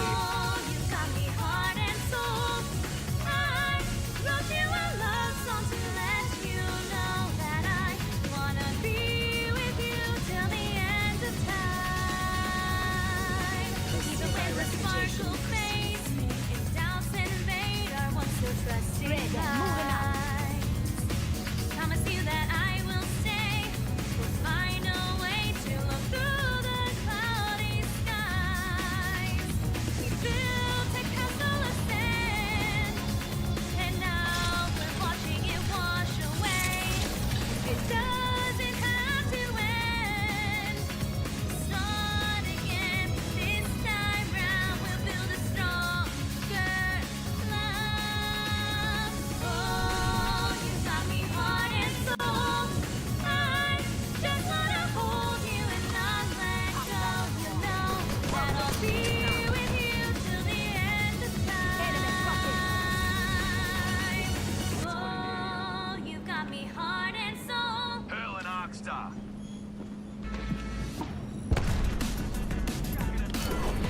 Starburst, different every time. 1 minute and the ring spin distance. You got it, dude. Set your mind to rewind with throwbacks from Disney Plus and Hulu.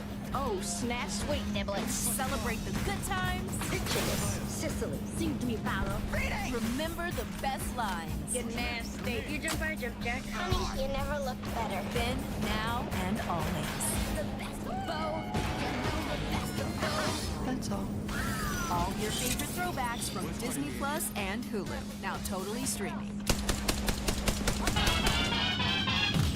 There is a treasure out there to be found. The odds that you'll find it are slim to none. World's such a big place, the oceans are wide. The London Bone will help you find it. Just give up the time for no even so, if someone tries to be best to leave it on, laughter behind the back just keeps us strong. True back up the business. Come on, bitch. Just leave us some love and maybe for this chasing the hearts of the things. But I just gotta try. Crazy on the dream, how more ambitious I'm gonna be. And maybe for this driving on, but I know that I just gotta fight. They're just ruining my fucking Jeffrey rank down now. and make him talk, with Jeffrey himself literally listening in from the shadows, having already given up on his own humanity, ready to tell the king about their plan.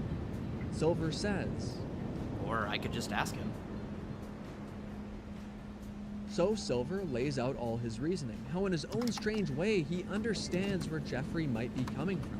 How maybe Jeffrey was out to do good, but it didn't turn out how he'd hoped. How maybe he felt he had to shoulder this burden alone. And this isn't just some vague self-projection. In his own free time, Silver has been researching Jeffrey, looking back on who he truly is, on the bad and the good.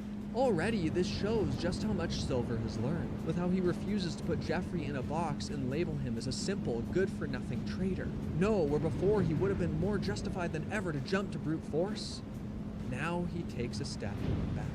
Through this, Silver does manage to save the city, because Jeffrey, genuinely touched that someone would give him the time of day or see him as a person, tells Silver everything. Even if he's still given up on himself or believes that he can never make this truly right.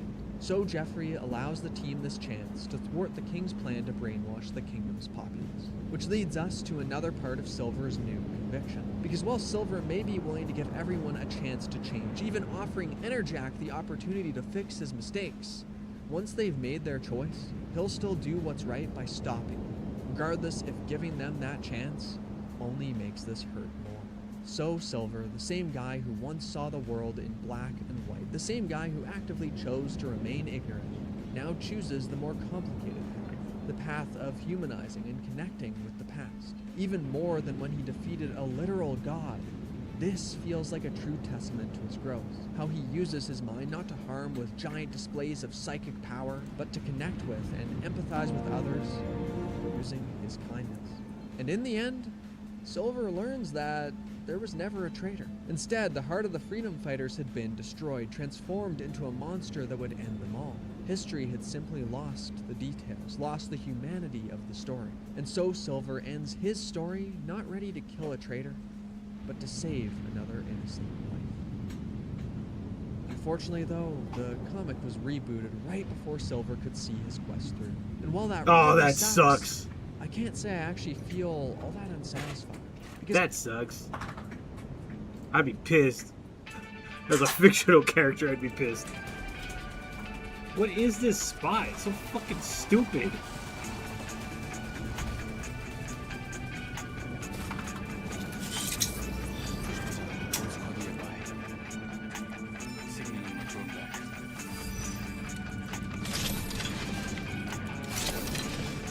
Under fire. Reloading. Charging on my shield. Good, because touchdown, we're already in the next range.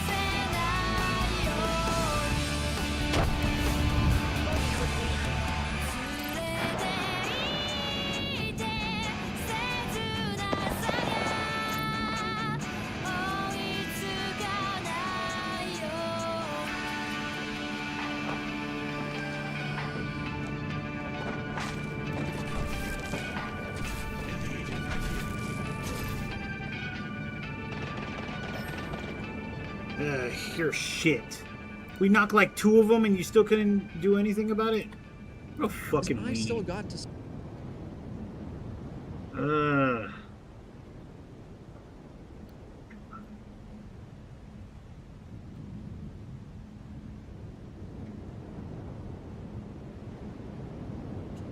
No, I don't care for silver.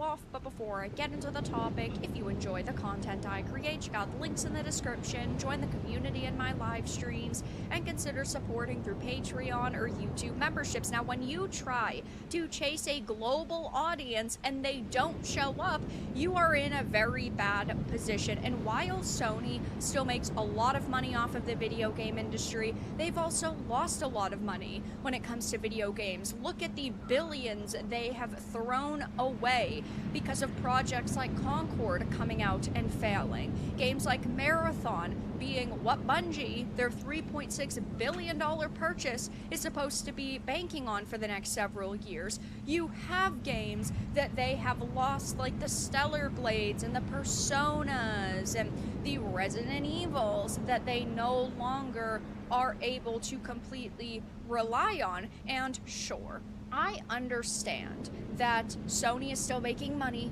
off of these games, but they used to be able to get all of these games to announce, all of these games to get the trailers of and be able to market their systems with, and it's just not the case anymore. They have gone the route of The Last of Us and God of War, which really are just games made for Western audiences because there aren't Eastern players who want to play those, and that hasn't worked out super well for them. Now we are seeing people talking about the fact that they've lost almost all of their Asian partnerships and marketing deals, and it's looking bad. Kingdom Hearts 4 was at the Nintendo Direct. Final Fantasy... Yeah, that's so odd. How did Kingdom Hearts not get announced with the PlayStation? But Nintendo, that's kind of odd. 7 Revelations, Summer Games Fest / Multiplat, Persona 6 Xbox Showcase, Persona 4 Revival Xbox Showcase, Stellar Blade Blood Rain, Summer Games Fest, Resident Evil Veronica, Summer Games Fest, Stranger Than Heaven, Summer Games Fest, Castlevania, Belmont's Curse, Xbox Showcase. Wow. Oh, wow. Is this hilarious to see? Maybe if you actually focus on the games that could be coming from your home market, you'd be doing better. As soon as Sony decided to move to California, we knew that it was basically over for them. And now we are truly seeing just how much damage they have done to themselves. That's funny. Almost all of their usual exclusives and money hats are multi-plat now. According to PlayStation fanboys, they're the most important user base that buys most games. Apparently not. And this is what happens when you trade your Japanese roots and soul for... I mean, do I think you being energetic, dude, steal souls and teleport us through the sun, get us center of the earth, even our hands with it too? I could deal. I could deal with that loser. California dollars. You shouldn't have focused on going global, and you should have focused on making the experiences that made you successful in the first place and working with the studios that help make you successful in the first place, and you wouldn't be in this position. Now, I had talked about this just a couple of weeks ago, but Sony had admitted that some Chinese and Korean studios were moving faster than Western studios and Japanese studios, and they had to admit that they're basically panicking, that the work that Korean and Chinese studios are doing is quote-unquote astonishing, and the scale and the responsiveness in their approach, it's something that they're not necessarily seeing from some of their Western or even Japanese teams. Yeah, because you've abandoned your Japanese teams in order to bank on the West, and banking on the West hasn't been a smashing success for you. He even added that the content the teams are receiving from these studios is very different than the stuff that they've seen before, at least on PlayStation, and it was interesting to see what their trends and trajectories are relative to Western dev communities, as there is a different dynamic in Chinese and Korean studios. It also talks about how Marathon's failure to deliver had a massive impact on Sony and Bungie. And fucking Japanese players love the PlayStation, so it's kind of shocking to see that it's not getting any love from them. 765 million impairment loss being recorded. You, of course, don't like already Xbox. know about the Concord situation. I think that they're going to lose a lot of money on a title like Fair Games going forward. They have really banked on live service, and some of those titles have been canceled. I think that they have realized, oh my god, this isn't the future of the gaming industry. But either way, you know, this is what they are working with right now.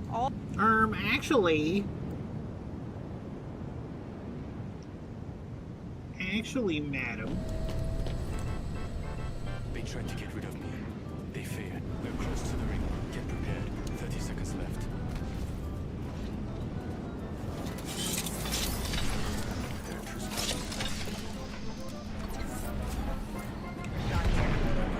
Squad's near us. Logged off my drone. Ring closing in 10. It's close. Squad near us.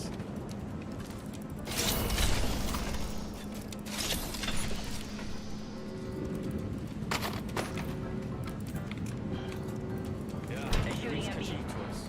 Refueling my shield. Yeah, they dropped the care package. New kill leader.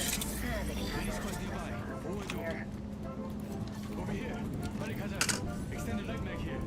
Forward. Thanks a bunch. Squad's near. Enemy over there. I'm back. Logged off my drone. Many squads nearby. Forward go.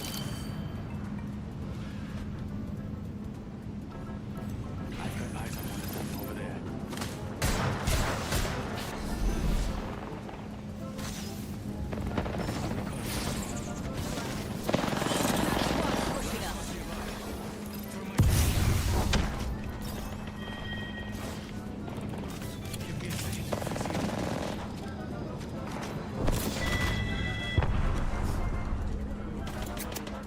조심해.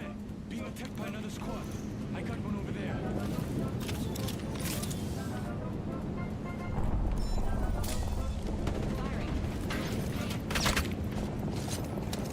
It's close. Many squads nearby. 보호해줘. Yeah, enemy spotted.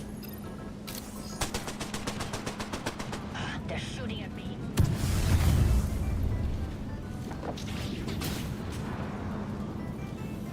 Backing out of my drone. Good to go. 45 seconds left. We're almost Regroup there. here, quick. Recharging my shields. This way. 가자. Yeah, under 30 seconds. Almost at the ring. They're far. I see one.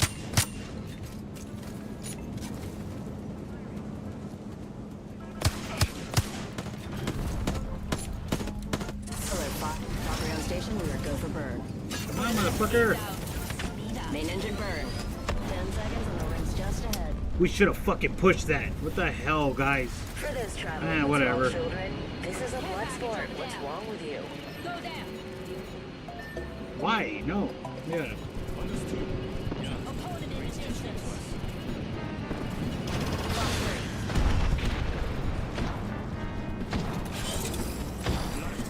Executing your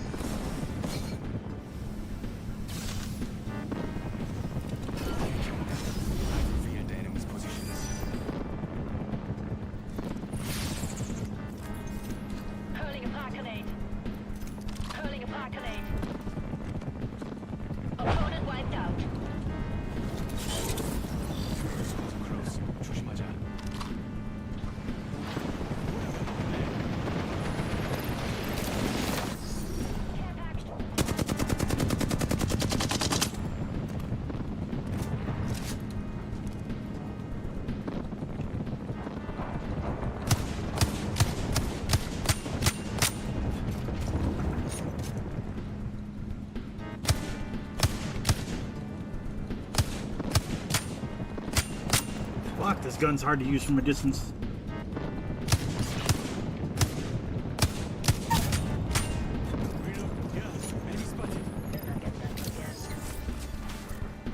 Three other squads are out. Logged off my drone. Deck 6, bandit touchdown near me. Bogey clip me. Let's kickstart this fight.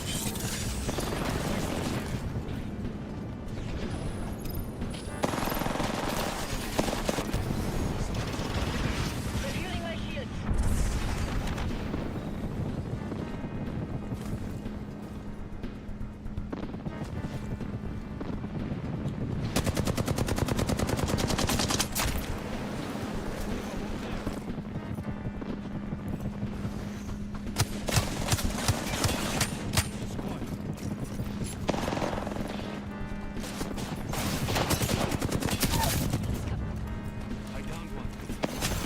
Come on, man!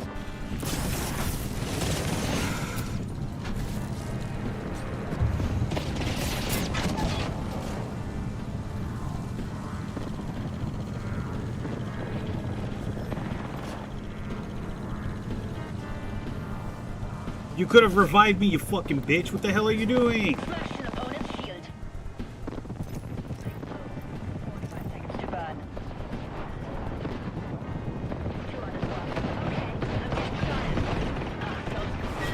You're a fucking idiot.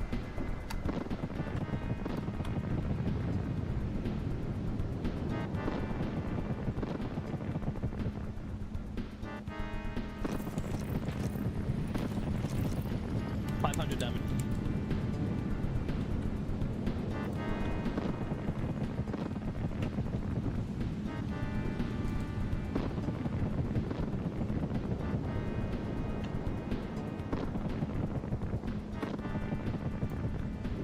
Oh, I'm out of here. I gotta go work. Lame. Work. Work.